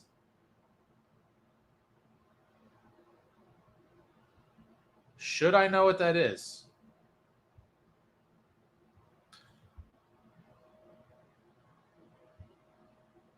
Jay Snow, do we finally win 4 in a row this year? I have to believe so. I have to believe that we finally get over the hump. It's been it's going to be 3 calendar years, I guess. It's going to be 3 calendar years in January. It'll be 3 calendar years. I think it was January 14th or something of 23 was the last time the Devils won 4 games in a row, which is insane to think about. 3 calendar years almost. It's got to be done. I would love to start off the season 4-0, get that out of the way right away. That'd be phenomenal. But at some point, I think they have to do it. I mean, it's just so crazy that it hasn't happened. Woodson says everything is better outside the U.S. Good luck beating the pizza at Napoli. I've heard, obviously, everything in Italy is amazing, I've heard.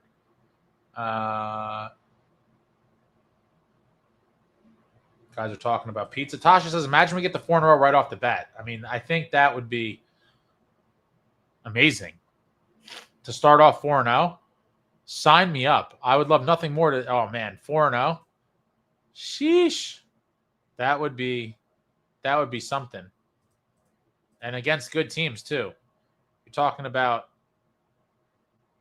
Canes, Lightning, Jackets, Panthers. Yeah, and the first 3 are on the road. It's just a brutal schedule. Frank says, yeah, it's the water. That's why there were so many breweries in this area throughout much of the 20th century. But what is it about the water, though? I've been meaning to look into this. Khalil, it's crazy how the Rangers owned us. We beat them, but the Canes owned us, but we can't beat them because of Jarvis Aho. I think we can beat them, but it sucks that we were just so unhealthy. Again, even if there was no injuries, I don't know that it would have been enough to beat them. But it was a little bit closer than the 5 games would suggest. Like, we blew game 5. We should have made it to at least the game 6. Getting knocked out in 6 is a lot more respectable than 5.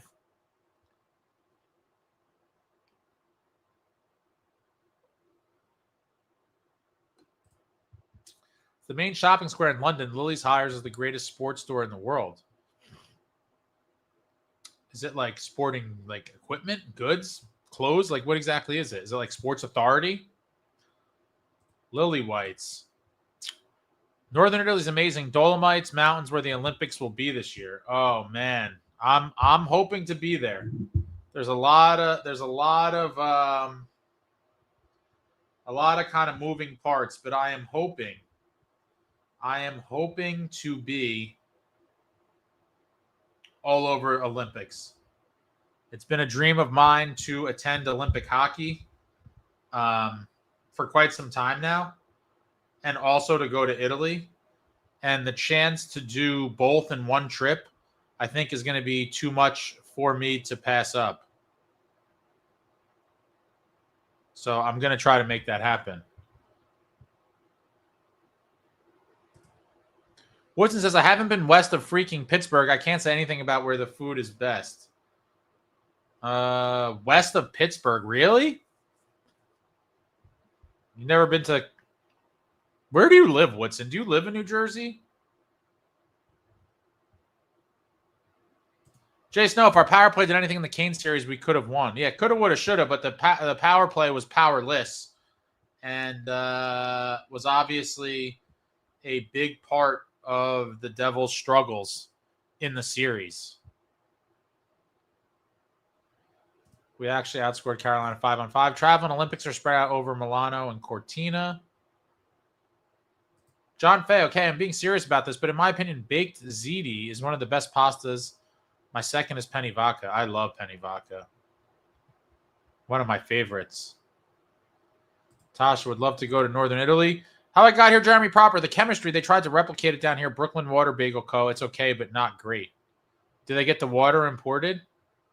Jay Snow, our special teams was abysmal. Yeah, it was rough sledding for the Devils in the playoffs and the special teams. And man, I just can't believe how we blew that game 5. It was definitely just, it was sad because I was already envisioning myself back at the Rock on Championship Plaza, just drinking some ice cold beers in that nice warm weather, just getting excited to go into game 6, hoping that our New Jersey Devils were going to force a game 7 back in Raleigh. I really was already there mentally. I was like, we got this. Up 3 goals.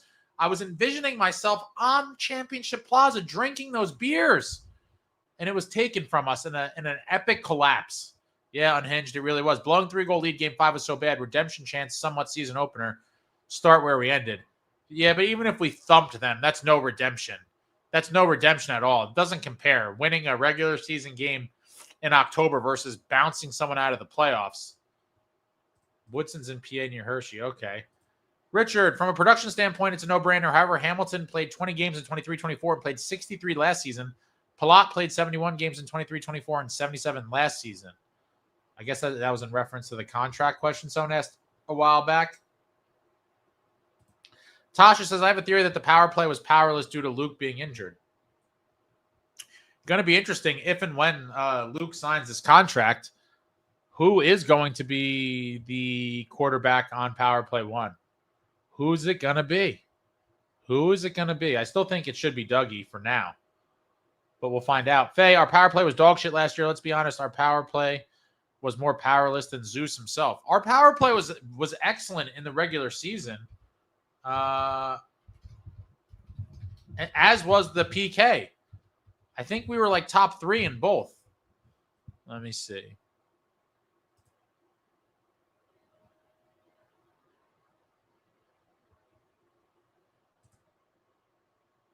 Yeah, we were 3rd. And super close to the 2 teams above us. We were 3rd in power play at 28.24% in the regular season, only trailing Vegas, who had 28.34. So they were 0.1% better than us. And Winnipeg was in the number 1 spot at 28.9. But Devils 3rd in the league in power play percentage. It just fell apart in the playoffs. Jason said, I wish Luke was healthy. Dougie didn't look good in the power play. Justin Smith, no excuse for blowing a 3-goal lead in game 5. In my opinion, there's no excuse for blowing a 3-goal lead ever. I mean, blowing a 3-goal lead, especially in a game 5 when you're desperately looking to claw back into the series, it was devastating. It was devastating, but nothing we could do now except look forward to the playoffs in April, which is, it's just so crazy. This offseason seemed so long. I don't know if it was because it was just very inactive and very boring or what, but it was a super long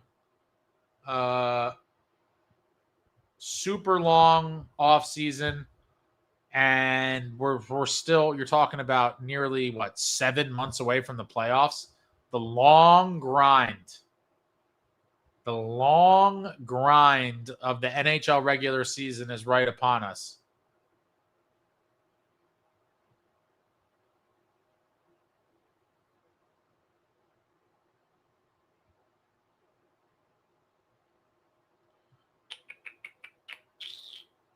Yeah, we were third in the power play.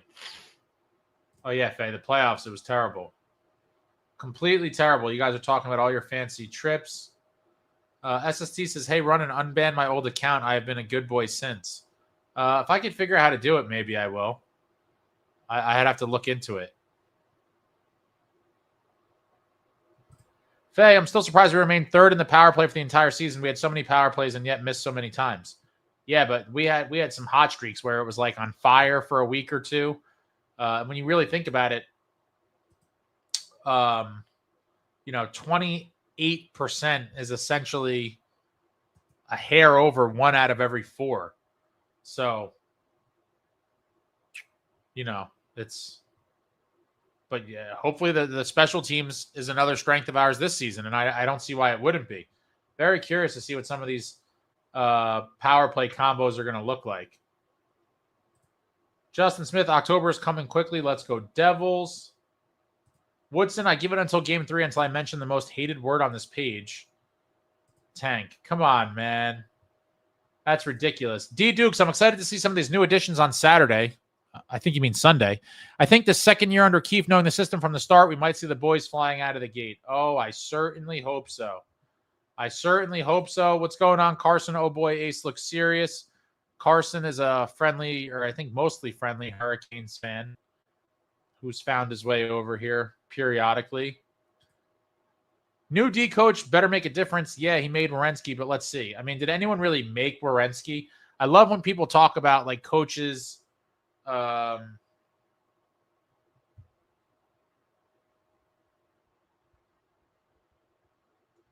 if they have this like magical power over players. I do think coaches can certainly help players develop and work on skills and things, but I'm pretty sure Werenski was going to be pretty damn good no matter who was around him. Unhinged Devs fan, Woodson, at least you're here with us, not Flyers or Pens. It'll be interesting with Rick Tocchet coaching the Flyers now. Woodson, Keefe plays too safe to come flying out of the gate. I mean, what do you mean by that? What do you mean by that, Woodson? That he plays it too safe? I mean,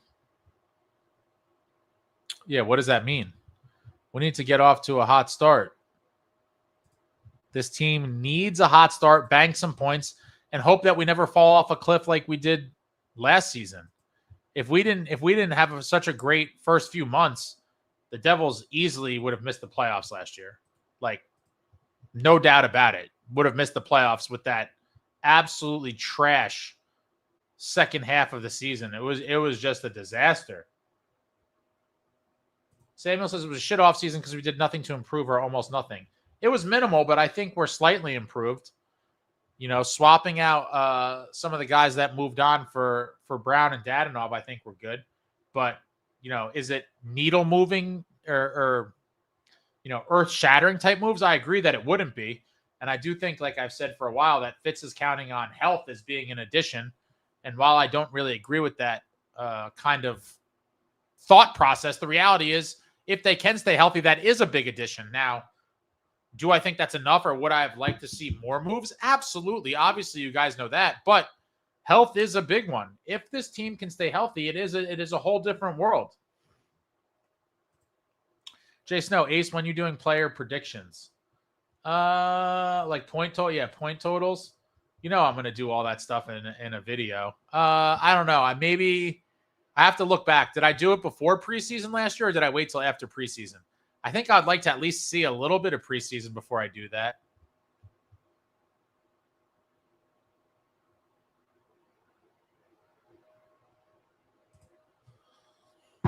Healthy Jack hits 100. Bradder 101. Timo 70. Mercer 55. Grits 45. Dougie 55. Those would be pretty solid numbers across the board. I want to see like a Jack, like 125 point season. I feel like if he ever plays 80 games, I think he could hit 120. It'll be interesting, but I would love to see him and Bratter both eclipse 100 points. Obviously, Devils have never had a 100-point score in the franchise's history, and Jack came oh so close in 22-23 with 99 points. Basically, Carson, did you know that you're also possibly looking at Hart? What's your thoughts on that, and who will he replace if you do get him? Oh, boy.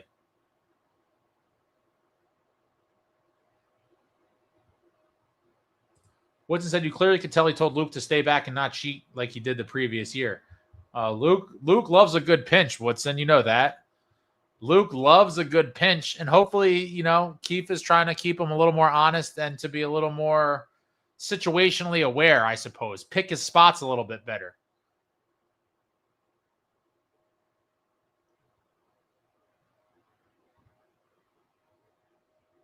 NJ Devil's Blood, what is Keefe's history with rookies? Does it mean a hard road for those kids and just kick to AHL when guys come off the injured list? Well, I don't know who you're talking about specifically, but our roster is pretty solid. There's not much room outside of injuries, I think, for substitutions. I think the lines that I pulled up, let me see.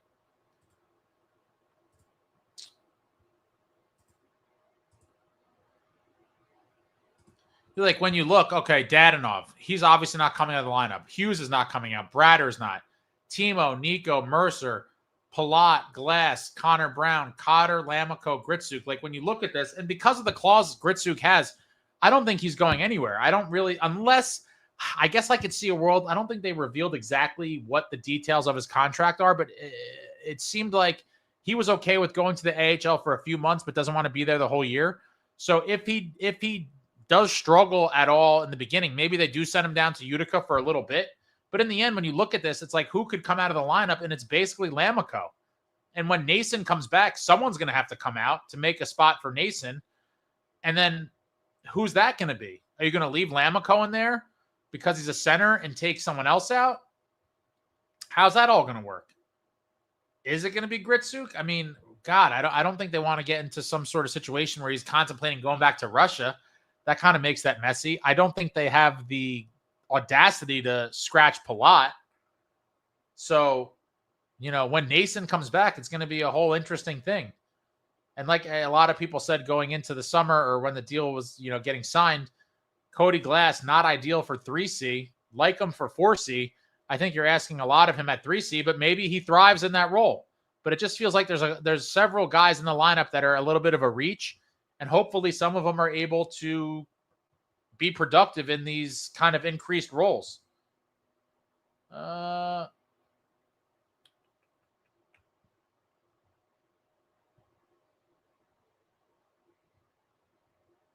Woodson says Keefe hates rookies. We could have had Bedard in the minors and still would have elected to play Bastion. I mean, he does like vets. I think Fitz likes vets a lot as well. Tasha, I'm shockingly rooting for Bastion to do really well in Dallas. I always root for former guys when they're not playing us, as long as they didn't leave under like bad terms, and Bastion certainly did not. Jason says if Jack stays healthy, he hits 100. The fact that we don't have Hall this year gives us a chance. You guys are brutal.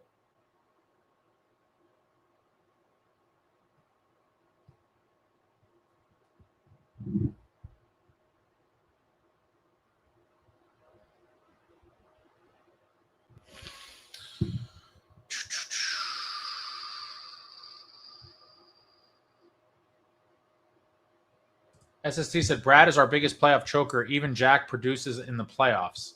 I think that's a little, listen, is he dominating the playoffs like we'd like to see? No. But in his playoff career, he has 9 points in 18 games. Obviously you want to see more than 0.5 points a game. But this most recent playoff, he had 3 points in 5 games. I don't know. It just seems a little excessive to me for people to bash Bratter about the playoffs. Like, the sample size is so small because he's been on so many bad teams. But hopefully this is the season where he breaks out in the playoffs. I would love to see it. Is McDavid going to be a Bruin? No. I'm pretty sure he's going to be an Oiler for life, probably. Tasha said, to think I nearly bought a Hall jersey this winter and then decided Jack instead. I mean, that was clearly the better decision.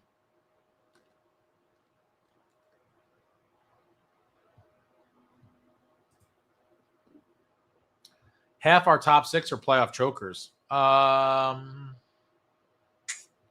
Who's the other one?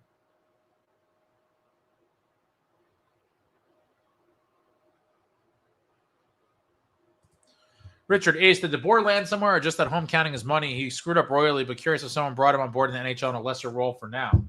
I haven't heard anything about him. As far as I know, he's probably home counting his money.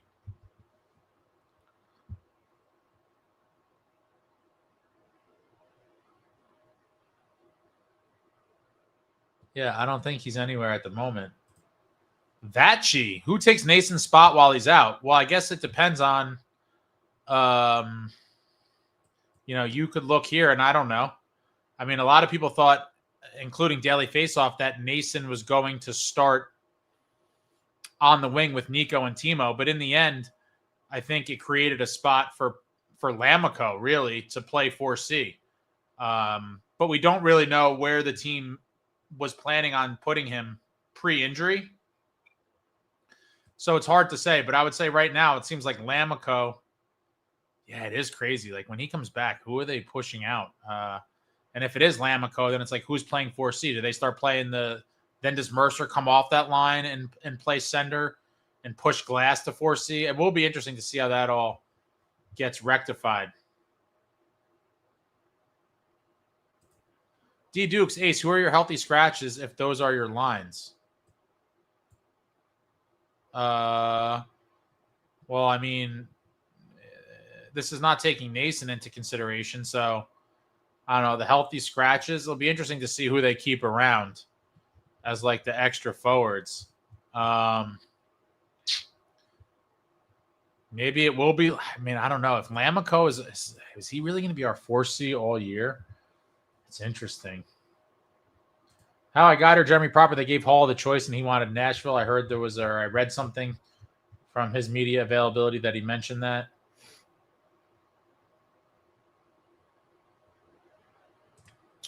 Samuel, no team stays healthy. You need the horses that step up. We had guys step back, and I don't see a couple of guys we added being that season-saving players. I fear a replay of last season. It's definitely a possibility. Listen, if we run into the Canes again, is it possible we get bounced quickly or bounced in the first round? For sure. I hope that doesn't happen, but it wouldn't stun me. I mean, we aren't on paper vastly better than we were last year. I just can't say that. Actually, I'd like to see Haminaho slide in for Nason. Yeah, I'd like to see Haminaho in the preseason. Hopefully, they're very vague with these injuries. So who the hell knows? Like if he's not on the ice tomorrow, I don't know. Grits has an out clause and he'll use it if they screw him. Well, I mean, if he doesn't, but here's the thing. I think there's a difference between screwing somebody and somebody not, making the most of their chance. Like we're going to see, but I don't think the team is in the business of, kicking guys to the curb that aren't worthy of the spot. He's got to earn it. But Tasha, I kind of want a Pesci jersey next, and I'm very anxious about buying an older player's jersey, so I'll probably do Bratter.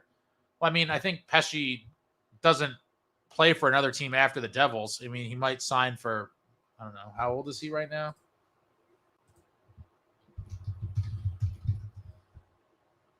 Oh, yeah, he's only 30. He could get another contract from the Devils potentially. But Bratter is a safe one, obviously. Or safe-ish. Safe-ish. Watson says, I can't think of one player that I buy a jersey of right now. I've talked about my criteria for jerseys millions of times before. And so I'm not deviating. But once this team wins a cup, we could start talking about me maybe wearing a jersey of a current guy. Until then, I'll be rocking legends like Scott Stevens and the great Martin Brodeur. Woodson says, I have a Marty and a Parisi jersey. Thank you, Zach. Never buying another goalie jersey again after Marty. I think that's a swell policy, Woodson. It really is. Tasha says, Richard, I read a DeBoer interview recently. He's working on Team USA stuff, apparently focusing on that.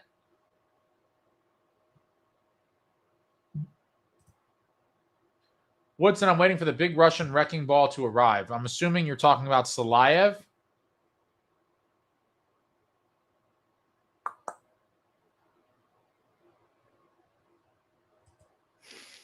If Nemeth plays well, will they take him out for Kovacevic? I don't think so. And that's another kind of interesting thing to look at is like, yeah, what do you do? What on earth do you do? And again, and this goes back to when Kovacevic comes back, is it possible that they're just like, you know what? We feel confident in this D group without Dougie being here, and do they look to make a midseason move with Dougie? There's really no other way. I don't see, if Nemeth is playing well, just yanking him out in favor of Kovacevic. And this is kind of a reversal of fortune from last season where Kovacevic essentially stole Nemeth's spot. Out of nowhere. In camp, Kovacevic, we robbed him from Montreal for a late round pick. He comes in, has a great camp, great preseason. Nemeth was injured, and then he can never get his spot back. I can't see us scratching Kovacevic. I suppose it's a possibility, but there's also that possibility that they're just like, now is the time to cash in Dougie.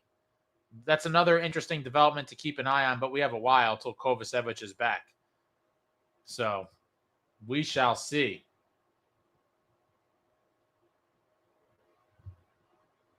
Tasha, but Woodson, unfortunately, I wasn't a fan during the glory days and therefore don't have any Stevens or Brodeur jerseys. When did you become a fan, Tasha? Yeah, missing the glory days is brutal. I think about that all the time. When I talk to Steve the Maniac, we're like, man, imagine becoming a fan of this team like after the glory years. I guess a lot of people probably became fans in 12. And then I guess that was, shit's crazy to think that was 13 years ago. And then there was probably a new wave of fans after that in like the Nico Jack Hughes era. But man, to just know nothing other than heartache as a Devils fan is brutal. Brutal. At least I was able to see those 3 cups in my childhood. And then as a result, talk about them endlessly on here with the other old timers that like to live in the glory days, because there's been nothing, or not nothing, but mostly pain and suffering for the last 13 years.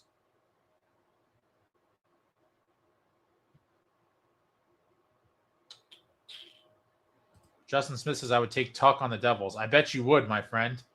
I think we all would. Sounds like Nason is going to be out a while. It seems like it's going to be something, and that's unfortunate. That was a devastating piece of news to find out today. Super unfortunate, but like Fitz likes to say, opportunity. He loves that opportunity line, and here we are with the injury to Nason. Opportunity is here. Who is going to make the most of it? And is Juho Lammikko really going to be our 4C all year?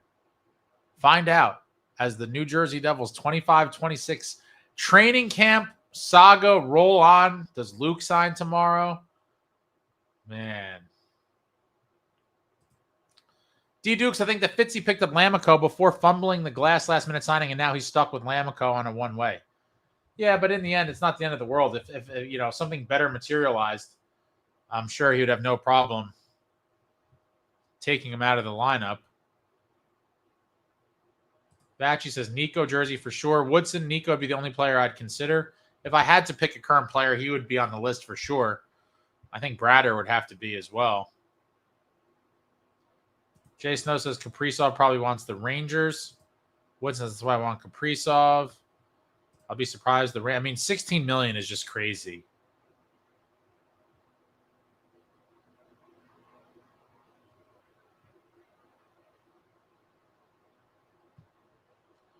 I think Dylan has to come out as play keeps diminishing. I can't see it happening. But you never know. He's also lefty, so that someone's going to have to be shifted. There's a whole bunch of things at work there.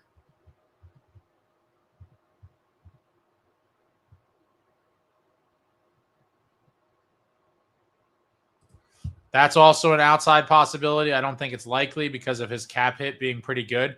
But Siegenthaler could be shipped for sure. Batchy, fans since 87, 88. Respect. Long time. Tosh, I became a fan like 2 years ago, just casually following the team, and then became hardcore and really got into it in the NHL this year, but I wasn't alive during the glory days anyways. Go watch the clips on the internets. Go watch some highlights on the YouTube from the Devils' glory days. Man, what a time to be alive. Justin Smith, the championship to New Jersey. The Devils win the Stanley Cup. Best call ever. Next to they score Henrique, it's over. I mean, Justin, come on. The Doc call. The championship to New Jersey is definitely better than Henrique, it's over. Henrique, it's over is a great call. But the championship to New Jersey, the Devils win the Stanley Cup. I mean, that 95, amazing. Amazing. Richard was lucky enough to watch the organization begin to gel, and my age group all saw it coming together. Fan since 86, thanks to Dano giving me 2 ticks to see them play. Phenomenal story. And coincidentally, I've shared this before, but for those that haven't heard, my first NHL game live was also with tickets provided by Ken Danico. What a legend, Kenny D. Absolute legend. They don't call him Mr. Devil for nothing. Why doesn't Carolina ever invest in a goalie? It's a great question. I don't have the answer, but them with a legit goalie would be a real problem.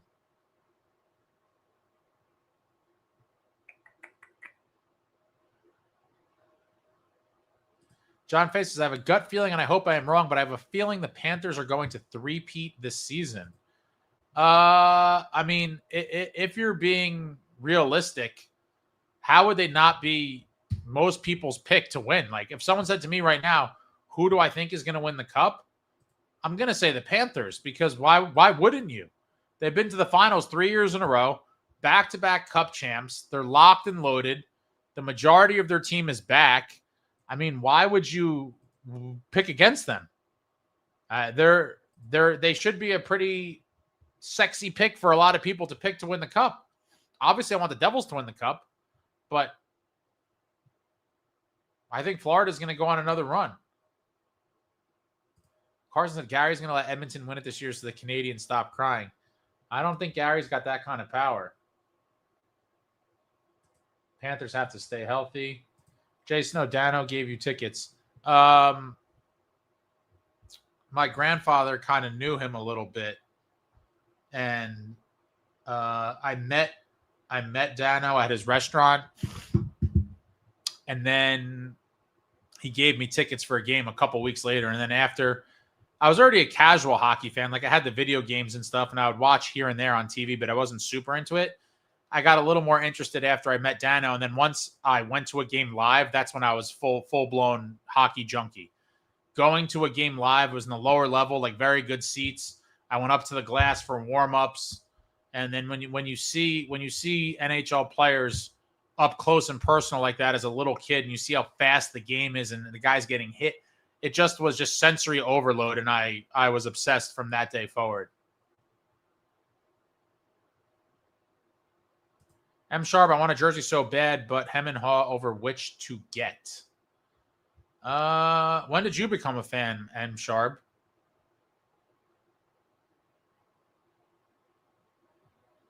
Tosh said, I've watched so many clips, it's a shame. I can't really make up for lost time, but I've got the rest of my life. That's true. I'm just hoping to see one more before it's all over.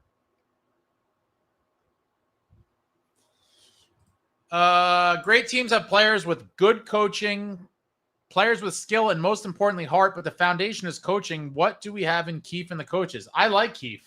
I do think Keefe is a good coach. I do think if it wasn't for his system, the Devils could have potentially missed the playoffs last year. I firmly believe that.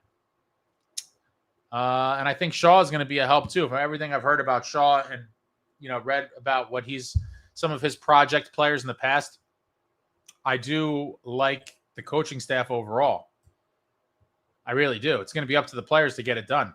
Nico is King McLeod and possibly Hart to Carolina as a killer. He's the prototypical Brindamore player.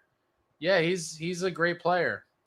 If he could get anywhere near the level he was at when he left. And that's a big question mark. I think a lot of people just assume he's going to be that guy. And I don't know how you could just assume that. I do think he will eventually find his game to be a useful bottom 6 player for Carolina. But I don't know if he's going to be as good as a lot of people are expecting. It's asking a lot of a guy who's been away for a while. That's just, I hope you're right. Ace Nemitz will be pissed and demand a trade. No, I definitely think Nemitz coming out of the lineup would be just kind of a situation that we don't want. Batchy, my first game was a Devils win against the Whalers on a Doug Brown OT winner in the red and green jerseys. Good times. Yeah, you suffered through some real lean years. The red and green New Jersey Devils. SST, when will Steve the Maniac make a debut here? Probably never. I was able to get him on once.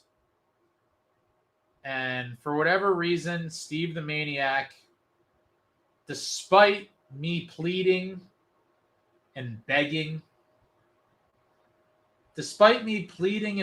for Steve the Maniac to come on the program, he has rejected your boy Ace time and time and time again. Time and time again. I've asked him several times. Several times I've tried to get Steve the Maniac on the program. He's just, I don't know what it is. I don't know what it is, but I can't get him on the program. I try, guys. Maybe I could get him to, maybe he has stage fright. I don't know. Maybe I've tried to, I've even offered to record stuff. So like not live. A lot of people don't like the live stuff. A lot of people don't like this in general. I'll be honest. When some of my friends told me to appear in videos on the channel, I was like, what are you, nuts? I was like, I'll never do that. And never planned on it. Like I've talked about before. And many of you know, maybe a lot of you found this channel a few years ago when it started, but the first ton of videos were not, I had nothing to do with the videos other than I filmed them. It was all like game action stuff during that beautiful 22-23 season. The very first video was Luke Hughes' debut, videos from that game. And then I kind of kept it going in the playoffs. And there's tons of great videos of Rangers fans fleeing the building after Game 7 and the party on the streets in Newark.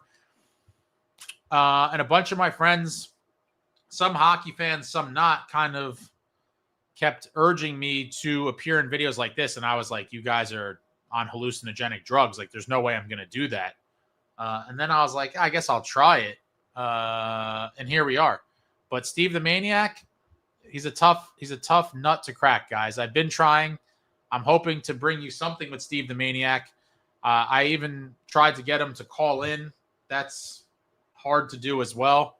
I've offered pretty much every single scenario to Steve the Maniac. Can we record something so it's not live so you don't feel the pressure? But he's like, no. So I'll try again. Richard, Dano was at Lawrence Taylor's bar in Rutherford. Yes, he was drinking, and he gave me 2 tickets because he heard I'd never seen a hockey game. That was the start of a long-time fan being built. Crazy. So many legendary stories about Dano in similar types of scenarios. Just what an ambassador for the Devils in the state of New Jersey. Adidas used to have jersey sales, blank authentic for $60. Really?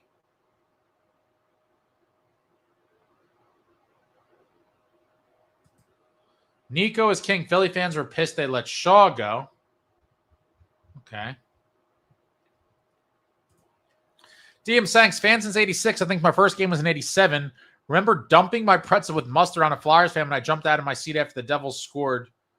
Chevrier was the goalie. They won. Memories. The old building. Tosh, I feel like I've been a fan my entire life. At this point, my brain is filled with so much Devils and hockey. Justin Smith says he loves the red and green jerseys, even though they're associated with a losing era primarily. Jay Snow, Dano used to get lit. Imagine having a beer with that guy. Dano's just an awesome guy all around. I think it's a little camera shy, and I don't know. I try, man, because me and Steve the Maniac have had, well, we regularly have great conversations about the Devils, but he just likes to keep it in that kind of format, a conversation between us. I'm trying. A couple times when I've hung out with him in person, he goes on some rants, and I'm like, yo, can we just record this? And he's like, nah. I'm trying. SJ said, became a fan in 05, just missed 03. Lucky. Tasha, didn't you have your Rangers fan, I guess, friend? Yeah, I had my Rangers fan friend on. He's not camera shy. He moved to Florida, though. Maybe I'll see if he wants to remote in. It's not for a long time. It's not till March 7th, I believe, the first Devils Rangers game, which is criminal. Completely criminal that we have to wait that long. M Sharp says, Dylan won me over with that hit in the playoffs. How did Dylan not win you over in the first, I think, was it the first game or the second game in Prague?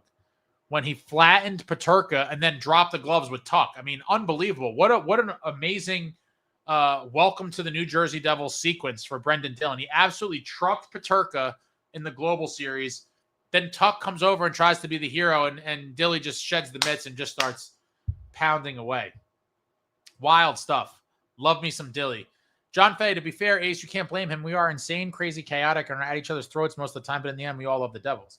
Yeah, I guess, but, I even offered him to be like, when they do like, it's mostly like criminal-related shows and shit, when the guy's like in the shadows and it changes the voice maker and he's in the shadows and there's all, a black shadow and no lighting, so you can't see their face and the voice has changed.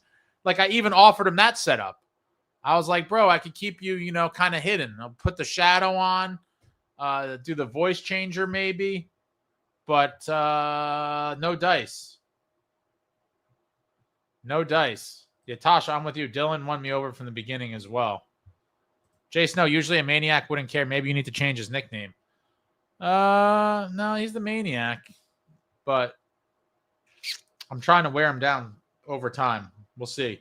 Richard, Dano bought all three of us beers and he was enjoying mine altering refreshments before a Giants game. I had no clue who he was until my buddy told me. A monster. Khalil, me and my mom were arguing when Luke Hughes scored his first NHL career goal. I was mad and have to watch replay. Maybe it should be Steve, the quiet guy. Justin, miss the old Devils building? I think a lot of us do. There was something magical about Brendan Byrne / Continental Airlines Arena. It was a better time. It was a better time to be a Devils fan. We were good every year, pretty much, for years and years. So many great memories. A lot of you have either heard me talk about or experienced yourself the tailgates, the legendary Meadowlands tailgates. Something I miss oh so dearly. What just a staple of the old era Devils in the swamp. Could talk about it forever. Bring a tear to my eye. Jason, no, that'd be mad funny. A guy talking Devils with a voice changer and a blacked out face. Even that's not going to make it happen, guys. So maybe one day. I don't know. It just doesn't seem like something he likes. He likes kind of venting amongst ourselves. But I'd like to get the Maniac on. I have some other kind of ideas and things about guests, but Steve the Maniac would be a really good one.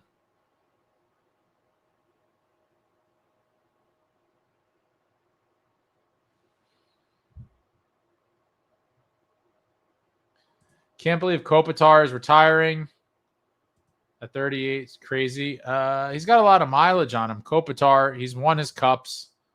Not every guy wants to push it to the final limits. And I'm sure he's going to enjoy life a lot in his retirement as he has a ton of cash money to enjoy that retirement. Joe Cade, what's going on? Is there a way we could somehow bring back the tailgate somewhere? I've talked about this before. It is possible, but it would never be to the same extent or level of the ones at the Meadowlands just because of the ordinances and all the BS in Newark. Now, people have told me they've seen people tailgating in some of the lots, and I have personally done it myself a couple times. It was a little more on the DL as they say. It was like I kind of like hid the grill behind the car, and it was somewhat stressful.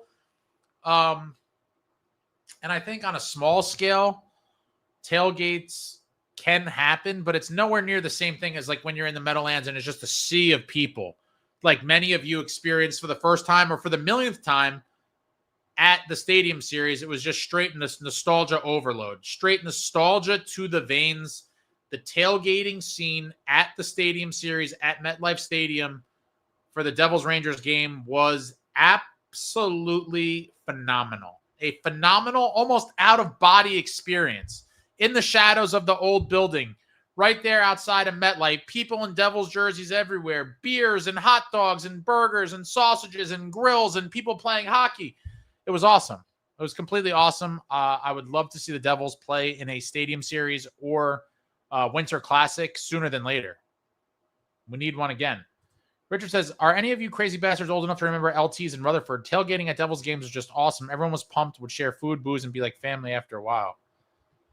I wish I was old enough for that. I've heard some great stories. M. Sharp, my hockey fandom started as a kid. Bruins fan, O'Reilly days. Wow. Whalers became a team and would go to their games in Hartford. Used to go to New Haven Nighthawks games often. Very cool.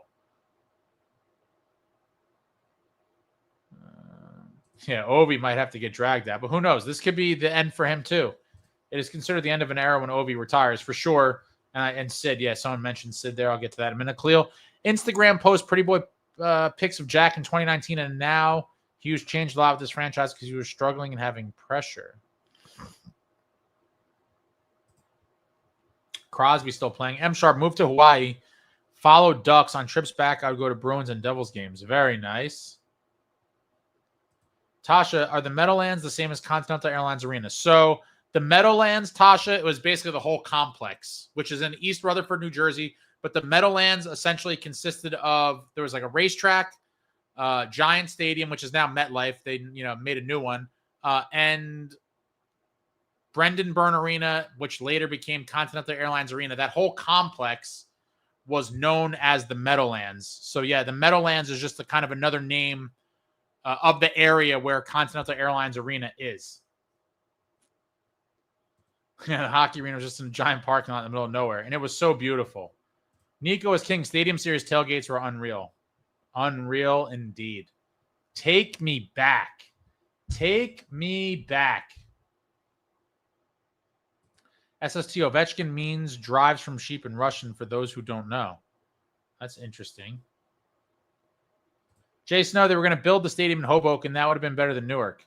I mean, if I'm being honest, I would say pretty much anywhere would be better than Newark. I absolutely hate driving to Newark. I don't think the city, infrastructurally speaking, was ever meant to have that many people converge in an area at once and then, subsequently leave. A lot of roads, 1 lane, 2 lanes. It is a cluster, and I don't love it whatsoever. I wish they would have moved almost anywhere other than there, but it is what it is. Justin Fitz says he's working on a Markstrom extension. Yeah, I talked about that earlier. I think a lot of us expected that. I'm curious to see when that gets announced. Do they want to see kind of where Markey or what he looks like for the first month or two before they do it? Do they give him 1 year? Do they give him 2 years? But for a tandem that was old last season and is even older this season, it's seeming like we're going to come back with Markey and Allen next year, and they'll be even older, which, again, I've told everybody, as long as they're playing at a good level, I don't give a shit how old they are. But at some point, you're going to need to start transitioning and grooming some of these kids for the future, whether that's Malik, Yegorov, whoever it is. If Dawes is still around, you're going to have to start making a transition plan for the tandem, or at least one guy in the tandem for the future. Nico is king. I like the Rock because it's easy to get to by train, but the stadium experience in the Meadowlands was special. Absolutely. Richard, nobody better than Doc, but Miller on the radio was sweet, and Gary Thorne did a hell of a job. Finals, Devils versus Dallas. I went nuts at Arnott's goal. What a final. What a cup final. Gary Thorne, absolute legend in the booth. Mike Miller on the radio for the Devils in 95 was excellent. So many great calls, so many great memories of the glory days. And I am just hoping we have some new glory days soon. M. Sharp, just huge hockey fan. Since moving back 10 years ago, I've been all Devils, go to the games to Rock. My nephews love it. That's awesome. Jay Snow, Continental is still open. I would love to walk inside. Yeah, I think it's like a sound stage where a lot of musicians and bands practice and prepare for their tour before going on tour. And I think they also might film stuff in there. It is crazy to think that it's been so long since we moved out of there.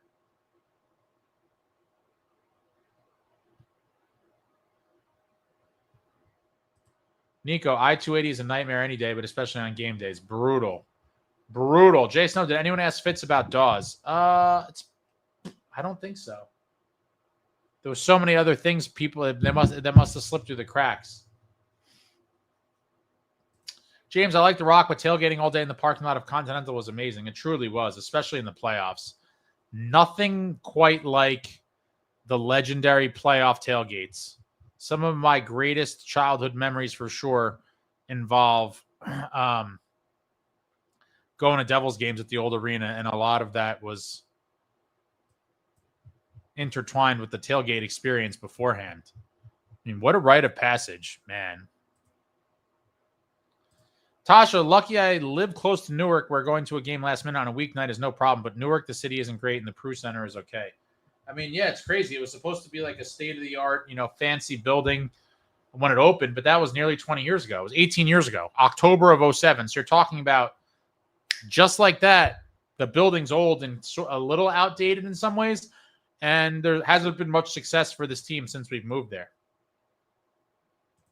Nico, agent goalies isn't as big of a deal. Look at Bobrovsky, but I agree at some point we need to transition into the big Mike Yegorov era. Absolutely. Absolutely. Justin Smith says, Neil Broughton, game-winning goal in 95 Stanley Cup playoffs, game 4. Jay Snow wants to know what the plan is. James said he had his first beer in that parking lot. How old were you, James? I'm curious. You had your first beer at what age in that parking lot? John Fay, just out of curiosity, when do we see the debut of Angus Crookshank? Potentially never. I mean, 11. That's amazing. 11-year-old beers in the parking lot. But back to you, Faye. I would be perfectly okay if we don't see the debut. I feel like if we do see the debut, that means something went wrong. And guys are injured. Let me see something.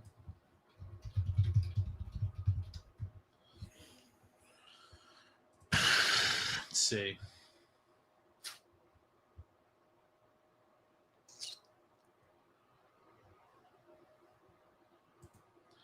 Or maybe at some point we just kind of,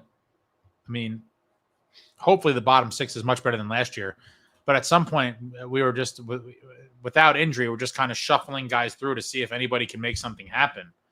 But last year, the bottom 6 depth was pretty sorry, if we're being honest. It was a lot of just, trying guys out and hoping something worked. And it was just underwhelming player after underwhelming player given a chance. Hopefully, with some of the young kids like Hami Naho, LeChance, some of the other guys we've seen before, and some of these new names that via trade like Crookshank and Bordelot, maybe, we have more options. Definitely have more options than last year. But again, if we do see it, I think it means something bad happened. And hopefully we want 0 injuries this season.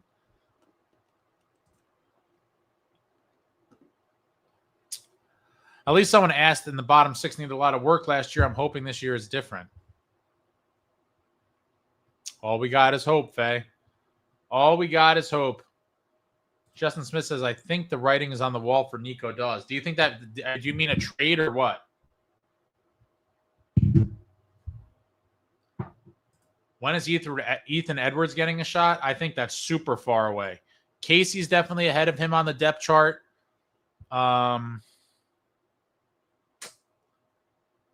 There could be another guy or two. Yeah, where is he realistically on the defensive depth chart? Probably like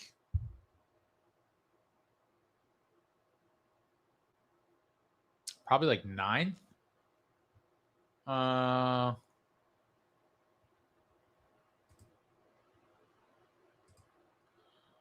there's 6. Kovacevic in there is 7. Luke is an 8th. Not number 8, but just these are 6 plus Luke plus Kovacevic is 8. Yeah, I guess Ethan Edwards could possibly be 9 or 10. It would take a lot. It would take a lot for him to get a shot anytime soon. Again, without injury or guys getting traded. Tasha, I think he's the next man up ahead of Chalowski. Keefe was impressed with him for sure. Yeah, Edwards is legit. Jay Snow said, Fitz said Mercer to down here because he missed a day of training camp. Just wait till Luke shows up in 2 weeks. I don't think a quote-unquote down year could all be pinned on missing 1 day of camp. But Nico's King says, Dawes to Edmonton for Henrique and a third. Who says no? I think Edmonton would. I'm not expecting a lot for Dawes. Yeah, their turn's going to suck. Faces, I wonder if Brodeur Jr. will get the go Sunday's game. I'd like to see him get one of the starts. He played against the Rangers last year and played really well. Did he have a shutout? Was it a shutout or did he let up one in last year's preseason? I'm trying to remember. It was 3-1.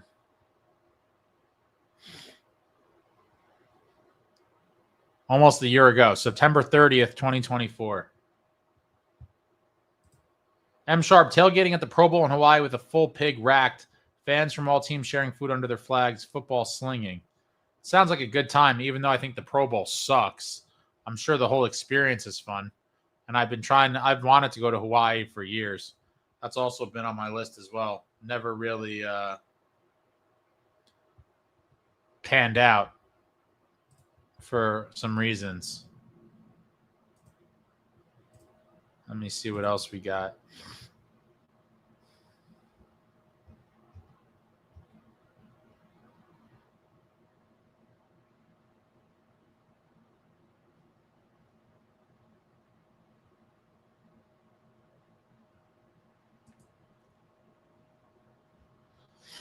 You guys got anything else? Man, what a juicy day of a lot of stuff though. Unexpected injuries, line combinations, a Keefe Fitzy dual presser. I mean, what more do you guys want in a single day of action? Jack snapping at a reporter. I'm kidding. You didn't really snap at him. Richard, had my first beer at 14, a Pabst galvanized can. You could see the rivets and had to use a can opener. No tab pull off at the time. Yeah, I'm old, dog. Khalil, will Luke Hughes become a 10-plus goal scorer like Quinn? 10-plus goals. Yeah, of course. DM Sanks, Ace, you're going live before the game on Sunday? No. I don't know how often I will do that this season at all. I plan on doing the post-game lives for most games. I'm sure there'll be some schedule conflicts where I can't pull it off. But most games I plan on doing the post game. But I'm probably going to go. I'm going to go to the game, I think, on Sunday. So definitely not going to do a pregame. And plus, it's a preseason game. Like, I don't know. As you see, like a shout out to everyone who's here. You're obviously hardcore. You're in a YouTube live talking about preseason stuff. A lot of people won't be coming on until later in the season, whether it's regular season or some people join closer to the playoffs. But I don't know, how much could I talk about in a pregame before a preseason game? But definitely gonna aim to do the post game for as many games as possible. Probably the preseason as well.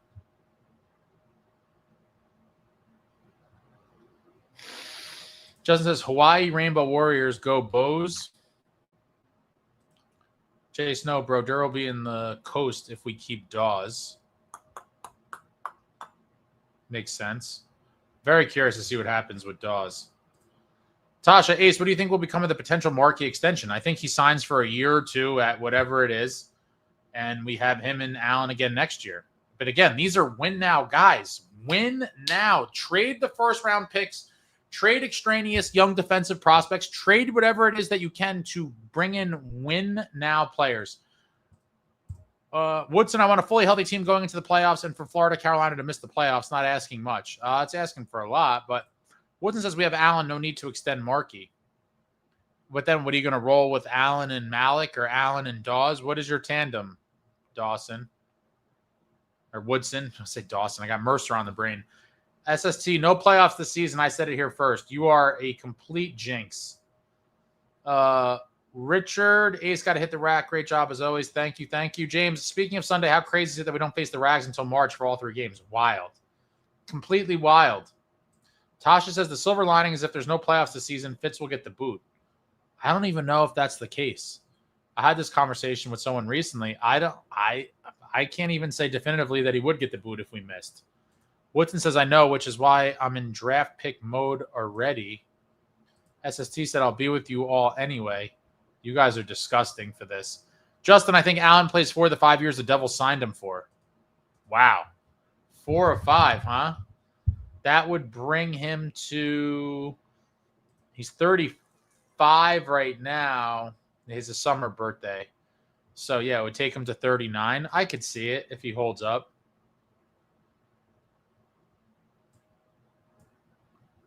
How old is Dawes? I think he's 20. Is he like 24-ish? Yeah, 24. Turns 25 in December. Woodson says, Allen, Dawes, easy until Yegorov arrives. And how many games are you going to start Allen at 36 years old? Faye says, SST, we're stuck with you whether we like it or not, and that's being honest as honest can get. Justin Smith says Dawes is not worth it. What does that mean? Not worth it in what way? Tasha, you're right, actually. I bet Keefe will be the scapegoat for whatever reason. That would be grotesque. If by some abomination we miss the playoffs and Keefe is the fall guy, that would be brutal. That would be absolutely brutal.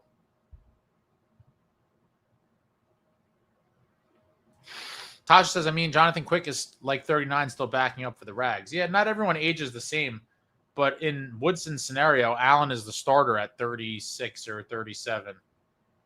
SST, I'm just being honest with you all. When I see a team capable of doing damage, I'll say it first too. Woodson, Allen gets them all. Marty played 70-plus his games. His golf buddy can too. Oh, the analytics team will never allow that, Woodson. 70 games? Come on, man. Allen brings us a cup in 2027. I don't care who brings us the cup. Just win. I just want to see one more before I die, guys. I've been telling you this for a while now. I can't believe this is where I'm at, and that I'm just set the bar so low for one more cup.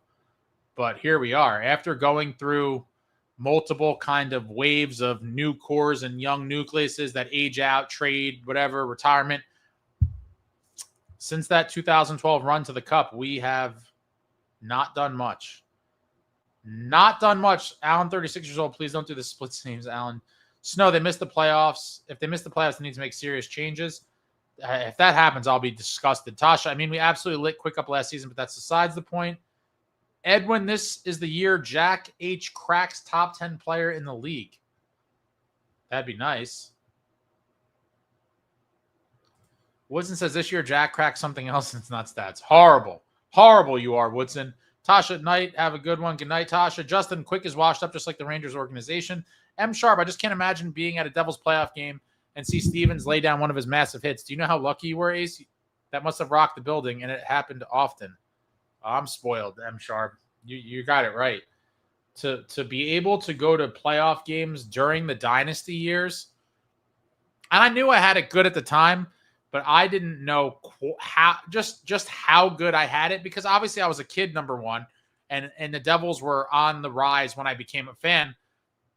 But as you get older and you see how hard it is for teams to be consistently good, and then you go through the years where the team sucked for so long, and then you look back and you're like, wow, like we had it even better than I realized. And it's true. And I sound like a broken record talking about this, but it'll never be the same. There'll never be another Marty. There'll never be another Scott Stevens. It was a different league, a different world, but two all-time greats, and to have them on the same team at the same time with Niedermeyer, and then just amazing character guys up and down the lineup throughout all the years, whether it was guys like Dano or Bobby Holik, Randy McKay, the Pandos of the world, the John Maddens, the Jamie Langenbrunners, Jeff Friesen, the Claude Lemieux, the Mo Gilneys, the Gomers. I mean, we just had weapons, and every year it was like, can the Devils go on a run? Because we had the pieces, and it was a special time. Jay Snow, haven't won more than a round since 12. SST, I'm still relatively young, so don't lose hope seeing the Devils hoist the cup one day. Hawkage, there's no reason they don't make the playoffs. I feel like the team will do quite well this season. I hope so. I think they're close to a lock for the playoffs, but I thought that heading into the 23-24 season as well, when our goaltenders just decided to be trash. Woodson, Luke not getting signed until Christmas gives us a chance. If this spills into the regular season, my God, I can't imagine what people are going to be saying on social media at that point. It's going to be quite ugly. It'll definitely be very ugly. Faye, SST has faith in the Devils hoisting the cup at some point. Who would have thought? Just in the dynasty years, the memories, miss those days. We all do. We all do. SST, I expect living until 70, so I have time. That's it, SST? You're only giving yourself till 70? Justin Smith, the crash line and the A-line, missed those days. Hands down, my two favorite lines in New Jersey Devils history, the A-line and the crash line. And I don't know how or when I'm going to see lines that I get as excited about as those either. What a time to be a Devils fan, guys. All right. I'm going to take a quick bathroom break. We'll start wrapping this up. Any thoughts, comments, questions, suggestions, ideas, throw it out there in the comments. I'll start wrapping this thing up.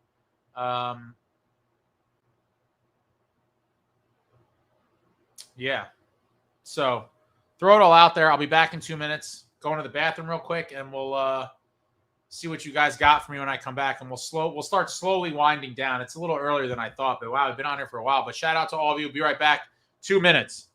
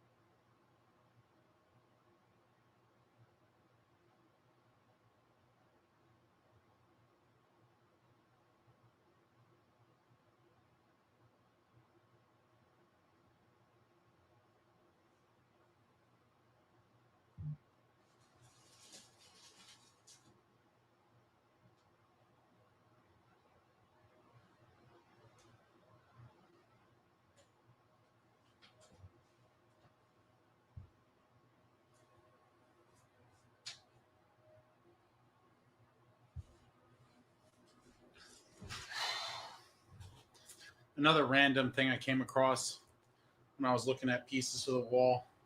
This was a poster the NHL store, I think, gave reflection. After Marty broke the record, have your name in the record book or have it at the top of the list. Your move. Sponsored by Reebok, the company pads Marty was wearing at the time during the 552nd win. Signed by the great Martin Brodeur. What a time. 552. One of the only highlights, in my opinion, of Prudential Center thus far. 552. Obviously, Henrique gets over. Great moments at the Rock. Great moments at the Rock. I was fortunate enough to be there. What a night to see Marty, my childhood hero. Set the NHL all-time wins record, surpassing the great Patrick Waugh. John Fay, how long are you giving yourself, Ace? And I'm asking this because I'm now curious. I'd like to live to at least 80, I think. I mean, I'd like to live longer than that. And who knows, with the advances in modern medicine and things, maybe people will start to live longer, but who knows? I mean, I'm not trying to get conspiratorial here, but it does seem like they're trying to kill us. Like, there's just complete garbage in the food, and then every day a new article comes out. My mother's a little bit of nuts. Shout out to my mother. Love you, Ma.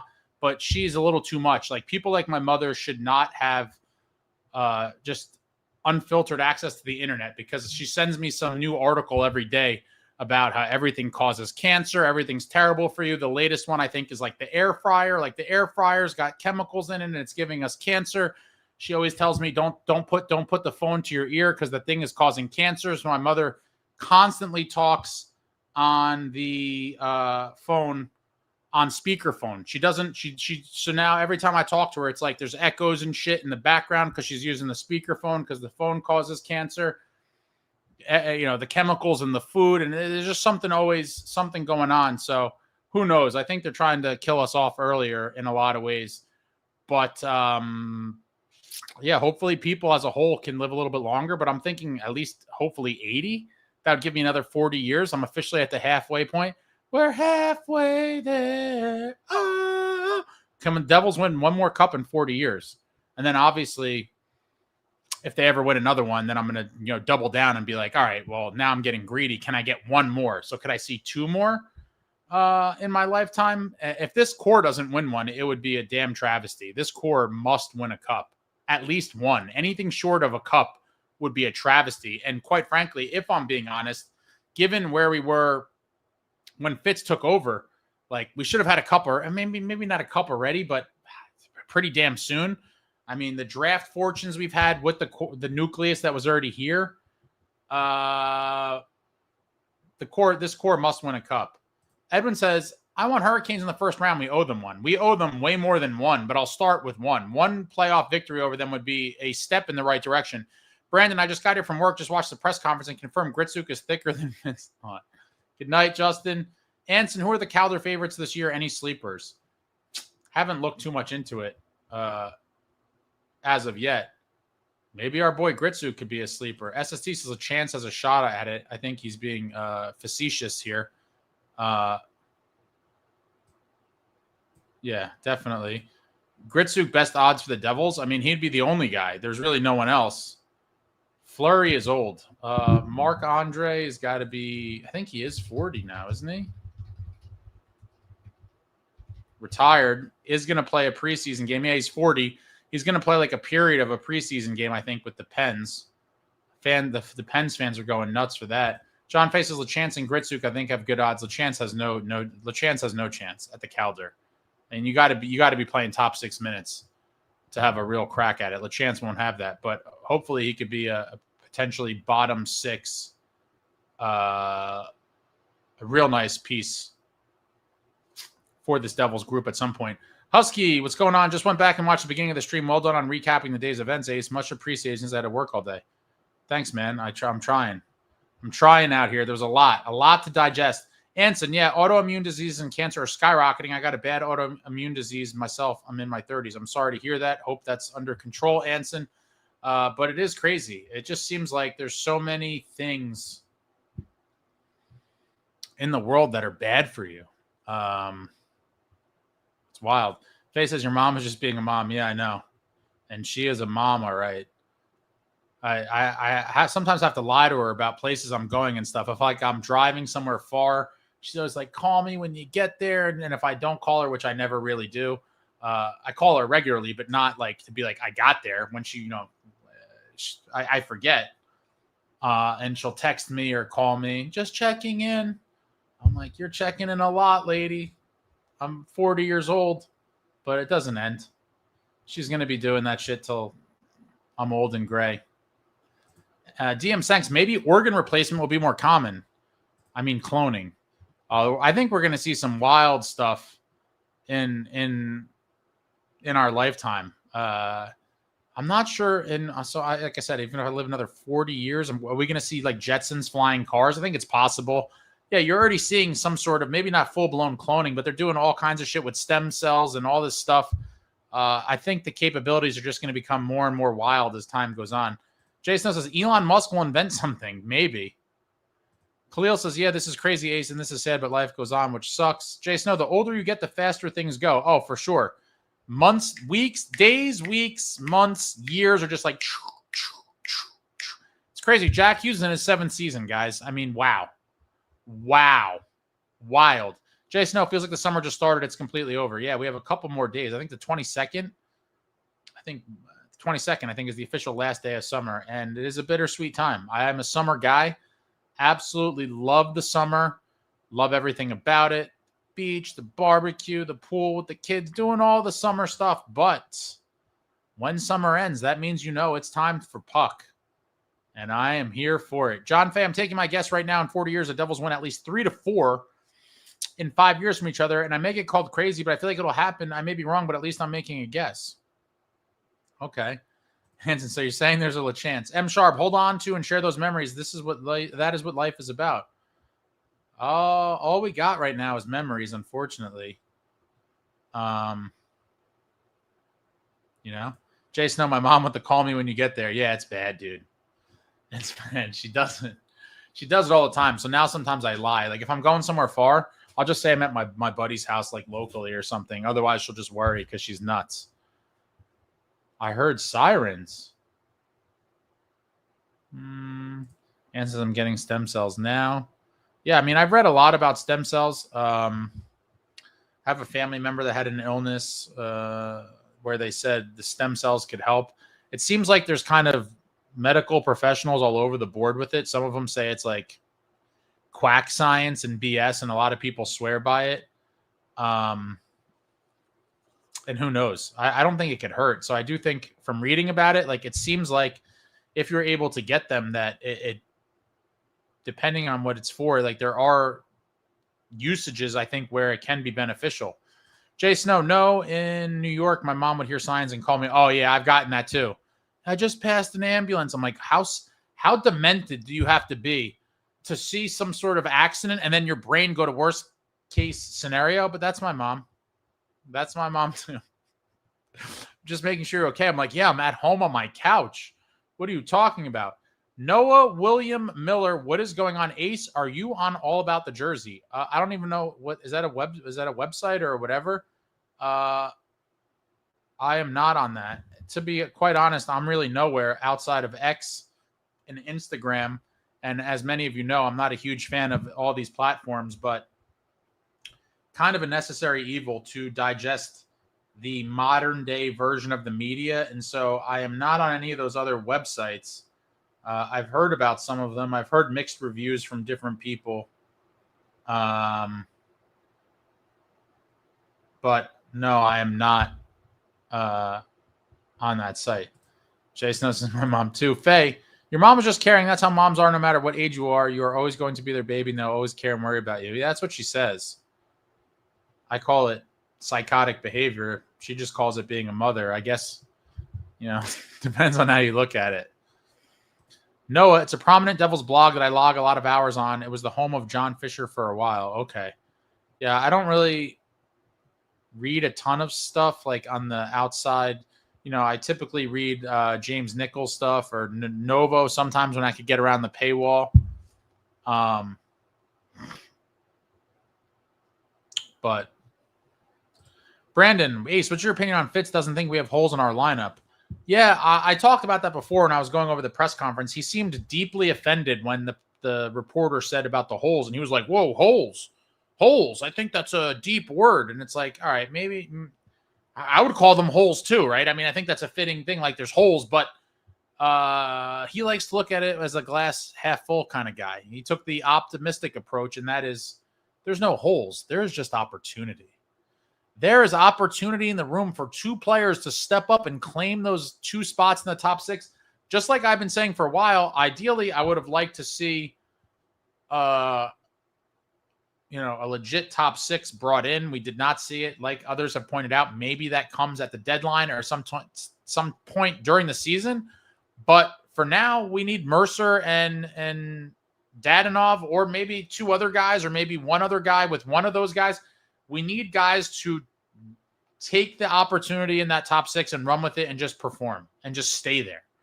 I would love to see chemistry found, production found, and no need to keep doing a rotating audition. Just have 2 guys claim those spots and continue on.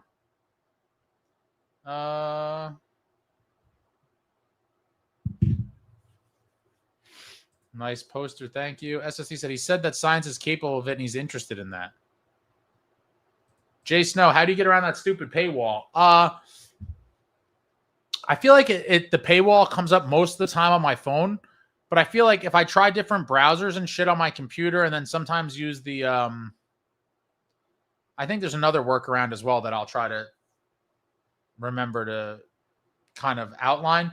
But if you use incognito mode and stuff, like they try to give you, I don't know if it's like per week or whatever, but like they'll give you free articles because they want you to sign up. So I have I think I have every web browser. I mean, maybe not everyone, but like I have Firefox. It's not Internet Explorer anymore. What the hell do they call this? Edge, in Chrome. And like, if I just try a couple or I try different browsers, usually one of them, it'll just show the full article, but it's annoying. Putin was on a hot mic. I didn't hear about this.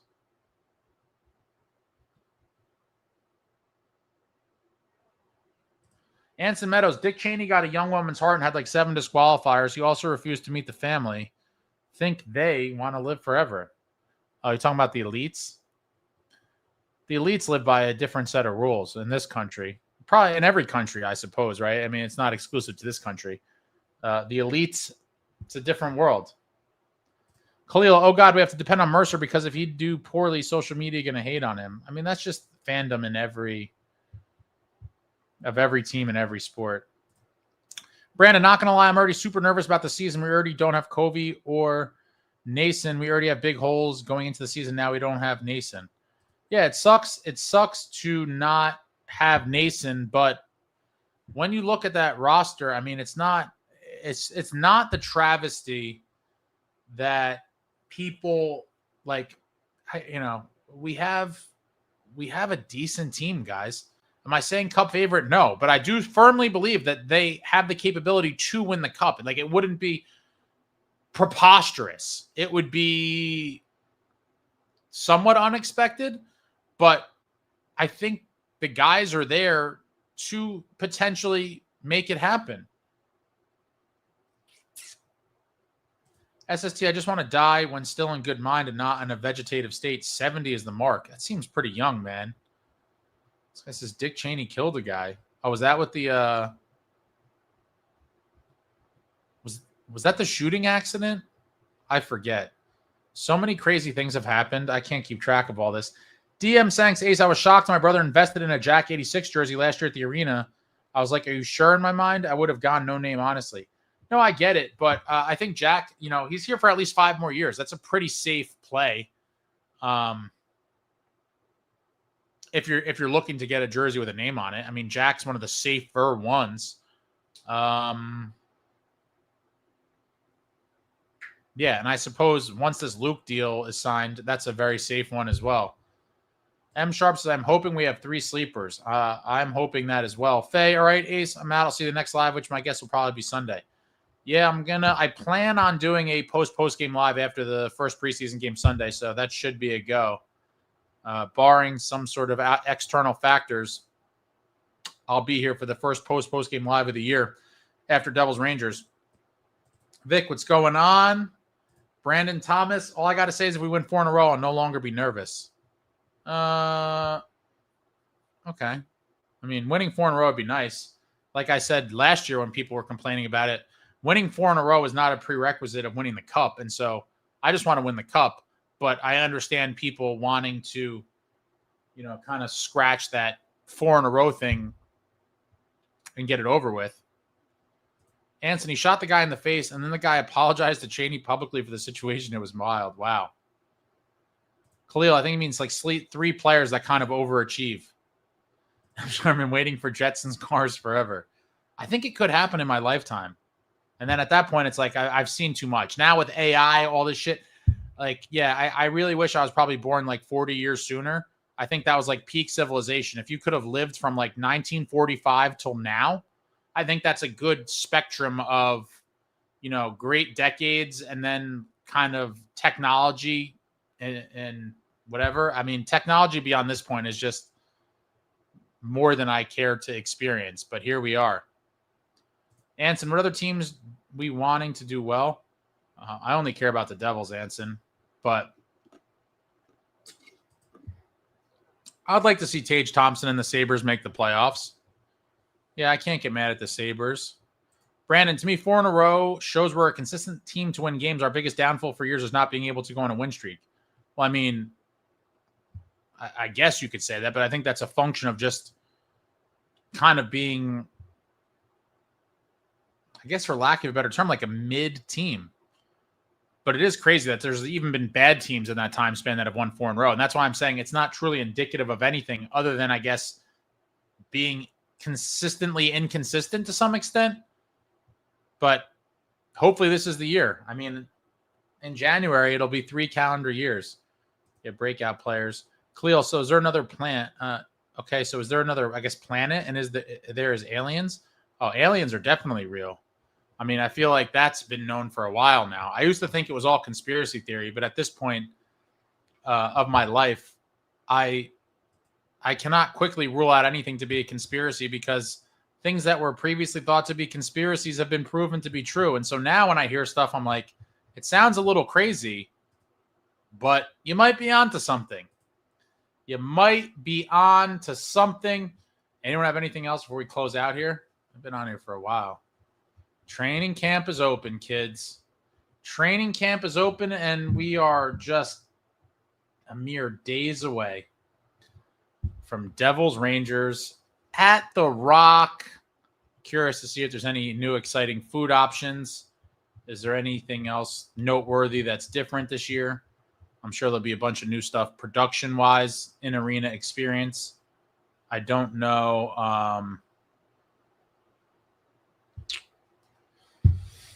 if all that stuff's going to be up and running. I forget if the preseason is like, I feel like everything's stripped down a little bit. Sometimes they might wait to debut the video and stuff till the regular season, the opener, the home opener. Oh yeah, there's videos of this stuff, Khalil. It's no longer conspiracy. You could go, the internet's is amazing. You could go on the internet and see videos of UFOs. Like, the shit is very real.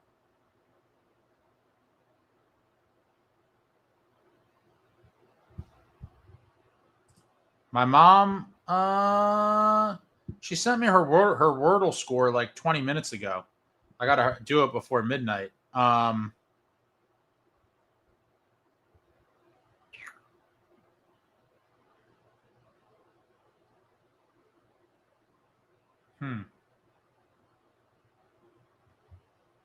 But she might be sleeping now. She sent the Wordle 20 minutes ago.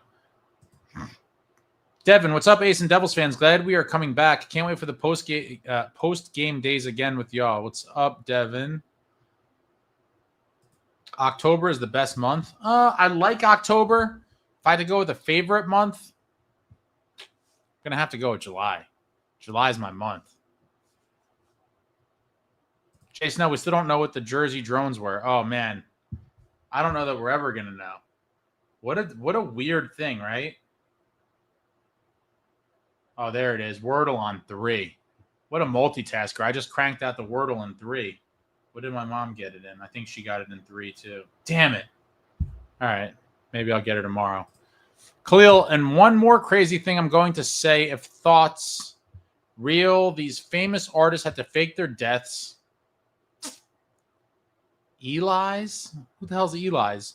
Tupac, Michael Jackson, Biggie Smalls. Oh, boy. These are some real conspiracies.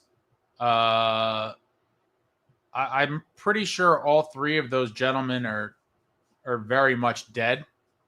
Who's Eli? Oh, Elvis? Is that Elvis? Is that supposed to be Elvis? Tupac took some bullets. Pretty sure that was real. Biggie took some bullets. Think that was real. And then Michael Jackson was, I guess, what was his official cause of death? Like, he overdosed on propofol because his doctor was just like shooting him up. I mean, I guess anything's possible, but I think all those guys are very much dead. DM, I think the West Coast trips in January, February are usually a good measurement on how well you're playing and how far you will make it in the playoffs. Agreed. That Western Canada one's always kind of one to watch. What month was that? Was happening after the Devils games? Oh man, months are flying by, but it went on for a while. I want to say that was like, was it March? March-ish? Brandon, October is my favorite month too. Little bugs, not hot outside. I love the atmosphere. October, best month. Oh, you sound like a bunch of people that are obsessed with pumpkin spice everything. I bet you people have been doing pumpkin everything for the past 3 weeks. The JFK one is definitely a cover-up. Very shady stuff with JFK. You could go down the rabbit hole with JFK stuff for. You could spend weeks on end on it. I mean, so many weird things in that. Vic, I like October too because I'm an autumn winter guy. I hate the winter. I don't mind the fall. I hate the winter. The super cold, the dark early when it's like dark at 4:30 in the afternoon, like it's not my situation. I like nice weather and I like daylight. I'm not with the brick cold. You go outside and you're just freezing. And no, your fingers like now I know. And as I get older, I become more sensitive to the cold.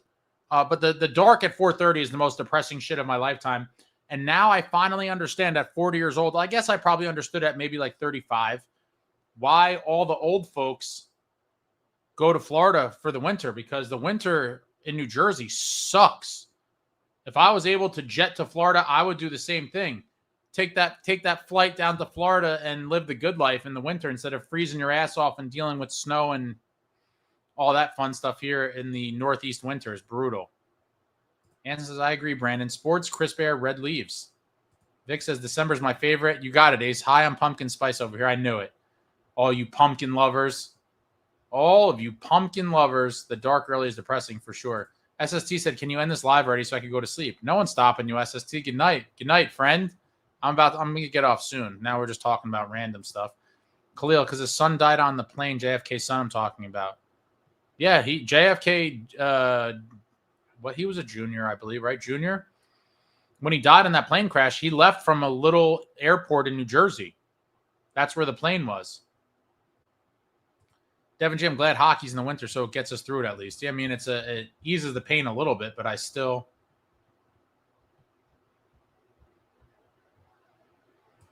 Can you imagine peeps in Canada? Crazy. Jason, no, Florida, 80-degree weather every day. Girls in bikinis 24/7. I got to move. I know. The weather. As I get older, I'm like, is this a place I want to be in the winter? But I don't see... I think I'm stuck here in New Jersey for the same reasons that everyone else is stuck here. Like, when you have family and roots, it's hard to move.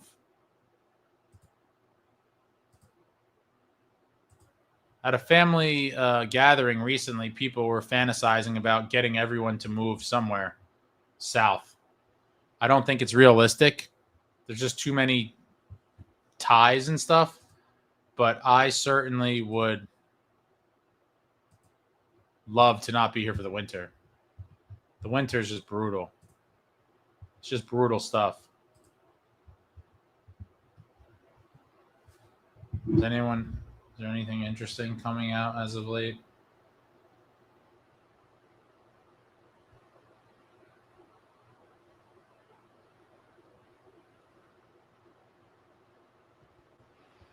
Anyone got anything else? Camp Day 2 tomorrow. What is Camp Day 2 going to bring us? Does it bring us a Luke Hughes contract? I mean, shit. Are they just going to keep grinding it out? Do we get a Luke deal, or does the grind continue? The endless grind to get Luke a contract. Man, at this point, I don't even know what to think. At this point, I'm preparing for the worst. Like, is he going to miss regular season games over this? It's pretty wild. Does he miss regular season action? I don't know. I hope not. I certainly hope not, but nothing will surprise me. I'm stuck here for my job, so I'm screwed. Devin, what decides if you go to a signing or not at Sports Minded? It has to be.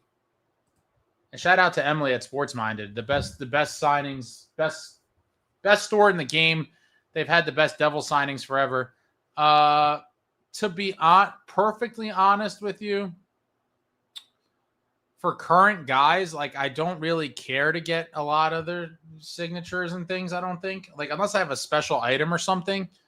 But you know, I'm trying to think. What was the last one I went there? I think Dilly. Because there was some photos I wanted of Dilly. But outside of, I'm trying to think of current players. Like, I already have signed stuff from all the mainstays. So unless I have like something special that I really need, because it is kind of far for me. It's not super far, but it's not close. It's probably like 50 minutes. So yeah, I'm curious to see who else Emily gets over there over the course of the season. I might make it to another.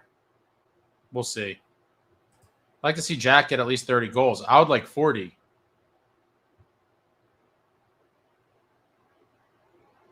Jason says, I think he's going to be out a while. I'm worried he's missing all of camp. I mean, beyond camp, he could be missing games now. Yeah, hands down the best. I've been going there for it's probably been 15 years at least. So some epic signings, and I got some epic things signed there over the years. Anson, have any game use sticks? Oh, I have a ton. I thought about doing a video while I'm still trying to get this place in order. I don't know if anyone really cares to do it. That's why I'm like, I don't want to take the time to make videos that people don't care about. But part of it was going to be a stick situation where I show maybe not all of them, but a lot of the game use sticks. But I have a ton going back, 30-ish years or so. Well, I took the ones out of here. I had a couple in here, but yeah. Love the game use sticks and jerseys as well. Helmets, gloves. Khalil, now I'm scared when Tom signs the next great guy on our team because it takes long. This is ridiculous. I mean, it is what it is, right? He's going to grind it out. Grinding. Eventually, Luke will be on the team. I'm hoping he doesn't miss preseason, but at this point, I'm like, I hope he doesn't miss regular season. An elongated holdout would be just such bad business for everybody involved. Hopefully tomorrow's the day, but I've been saying that for at least a week now.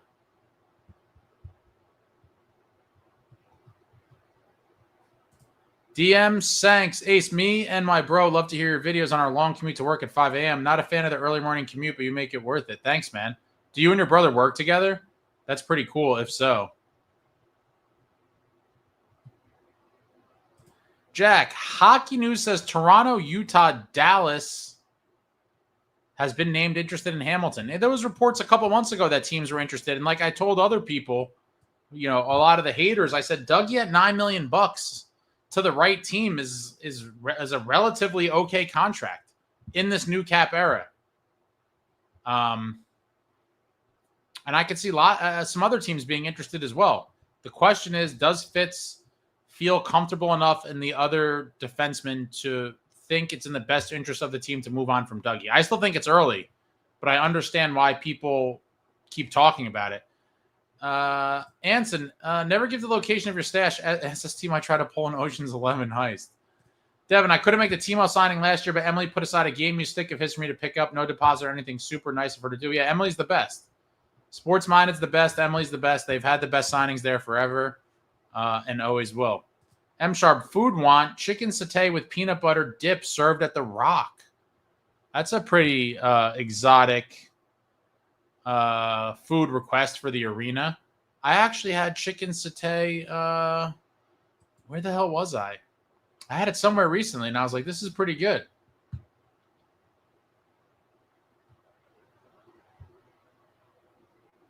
Zito's a legend. 3 guys in one day. Yeah, he kept everyone there, and they all took team-friendly deals. Crazy.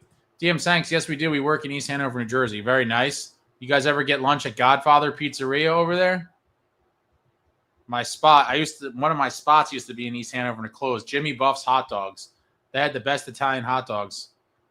Place closed down years ago, I think. Jay Snow, we need like a veteran D-man back in a trade. It could be in conjunction with the Quinn Hughes deal, right? Who knows? Maybe the Devils don't want to wait till he's a free agent in 2 years. I'd be okay with that too. Jay Snow, are you skittish on letting having both Casey and Nemitz as everyday defensemen? Devin, I doubt Dougie will be traded. Not that Covey might be out until January. Yeah, it makes sense, especially with Kovacevic being injured. I've said time and time again, I get very, very worried about playing multiple young defensemen big minutes. It's asking a lot, and you're talking about still, in a scenario where Kovacevic is still injured and Dougie's moved, you're talking about Luke Hughes, Nemitz, and Casey all playing big minutes, and it's a scary thing. Jack, Dougie would be Utah's captain and a good veteran for the young roster. Matt, I saw Nemitz in Hoboken. He looks big. Did you talk to him? DM Sanks, hell yeah, we get pizza from Godfathers at work all the time. Very nice. It's a good go-to if I'm in the area. Anson, but did he look thick? He's asking for Fitz. Jay Snow, yeah, I'm not comfortable with Nemitz and Casey playing on the right side. Yeah, I mean, it's a lot. That is a lot. And Vic says if Dougie gets traded, it won't be until after Covey returns. And I think that makes sense too. If the kids play well, is that something explored by Fitz at the deadline? Now, that would be interesting to me too, because assuming we're going to be in a playoff spot, I would want Dougie for the playoff run. And I know a lot of you will disagree with me with that. But I would want, and especially if he was on the team and we're doing well up until the deadline, at that point, I'm like, okay, we should keep him for the playoff run and look into trading him in the offseason. I would not want to trade him at the deadline because why mess with team chemistry at that point? And again, especially for the playoffs, I would like to have a veteran like Dougie on the team. Khalil says, why scared Ace? Because the young defenseman guys will make a mistake with the puck and it'll be a turnover. Well, I mean, potentially. Young guys make mistakes a lot. You want to have some veterans in the lineup. To count on kids to play big minutes, several of them, it's asking for a lot. We saw what happened in 23-24 when we had to go through the growing pains when we let Graves and Severson leave in free agency. Luke and Nemitz played big minutes, and on some nights it was just painful. I think they're obviously both much better now than they were then, but the fact remains, and especially with Casey in the mix as well, on any given night, you could see some of those, fairly young D-man mistakes, and it could cost you games. I do think we'd be okay overall, but it's just, I do think we're better with Dougie, hands down. So, and that's why I would just prefer to wait until next offseason to move him. Vic says, I agree too. I would also want Dougie in the playoffs, assuming we make it. Yeah, why wouldn't you? You're better positioned to win a cup with Dougie than without. That's just, it is what it is. Yeah, we saw it in 23-24. D-men take a while to develop. It's true. At some nights, you're like, oh, Luke and Nemitz look good. And there's some nights you're like, holy shit. We should have signed Severson and Graves. What the hell are we thinking? But, that's all part of it. Defensemen take longer to develop. They're both still super young. And I think they're both going to have great careers. But I just get a little nervous about having several youngish defensemen playing big minutes regularly. It's a cause for concern. Jason says you'd also get a better return for Dougie in the offseason. Vic says, I miss Sivo and Gravy. Yo, Holmes. Well, it feels like home here now. Keefe, who still lives in Toronto, Canada. Is that confirmed? A lot of you guys really honed in on that last year. That really bothered a lot of people that he was like flying home and shit.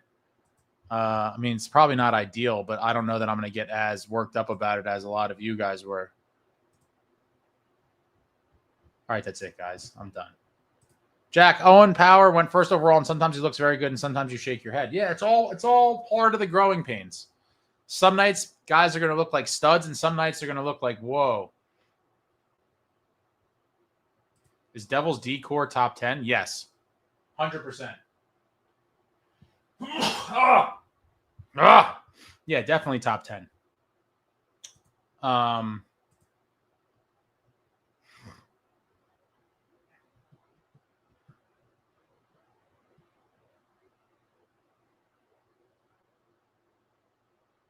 right, guys. Thank you all for joining me. You guys are hardcores.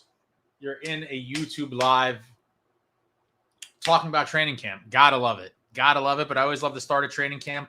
Officially the second day of camp today, but first day on the ice. We were given a lot of information. We were giving a lot of visuals. I'm excited to see what stories come out of tomorrow. Hopefully the headline story is that Luke Hughes is signed for 8 years at like 8.5 schmilly. That'd be beautiful. Like an 8-year, $68 million deal, a little 8.5 cap hit. That'd be amazing. Curious to see if they do any juggling with the lines tomorrow, or they kind of keep them the same for the second day on the ice. And if that's what we're going to ride into the preseason with, but I'm very interested to see what some of these lines could do. And that's it, guys. That is it. Lots of stuff in the works as always. I got some special things I'm working on. Gonna be most likely doing the post game live, like I said, after Sunday, the first preseason game. I'll try to do that for as many games as possible this year. I think last year I only missed one, if I'm not mistaken. Including shout out to all you crazy people on the East Coast who stayed up with me for some of the, the late night the Western games that started at like 10 or 10. I think 10 o'clock was the latest one, where the post games were like at 1:15 a.m. local time. Unbelievable. Some of you savages were up with me till the wee hours of the morning after those West Coast games. But that's it, guys. Good times. We'll see what comes out of tomorrow. Hopefully the Luke deal is one of the things. And I'm jacked up for the season. While the offseason may have been a little quieter than a lot of us wanted or hoped for, I still like this team. I really do. I'm not going to sit here and tell you we're cup favorites or anything like that, but I do think if some things go our way, they are capable of doing significant damage. And that's it. Hoping for the best. Hit the thumbs up on the way out. Appreciate your support as always. It's been a fun ride. And yeah, that's it. Thank you all for watching. I love you all. Like, comment, subscribe, and all that jazz. Until next time, friends, let's go. Jazz.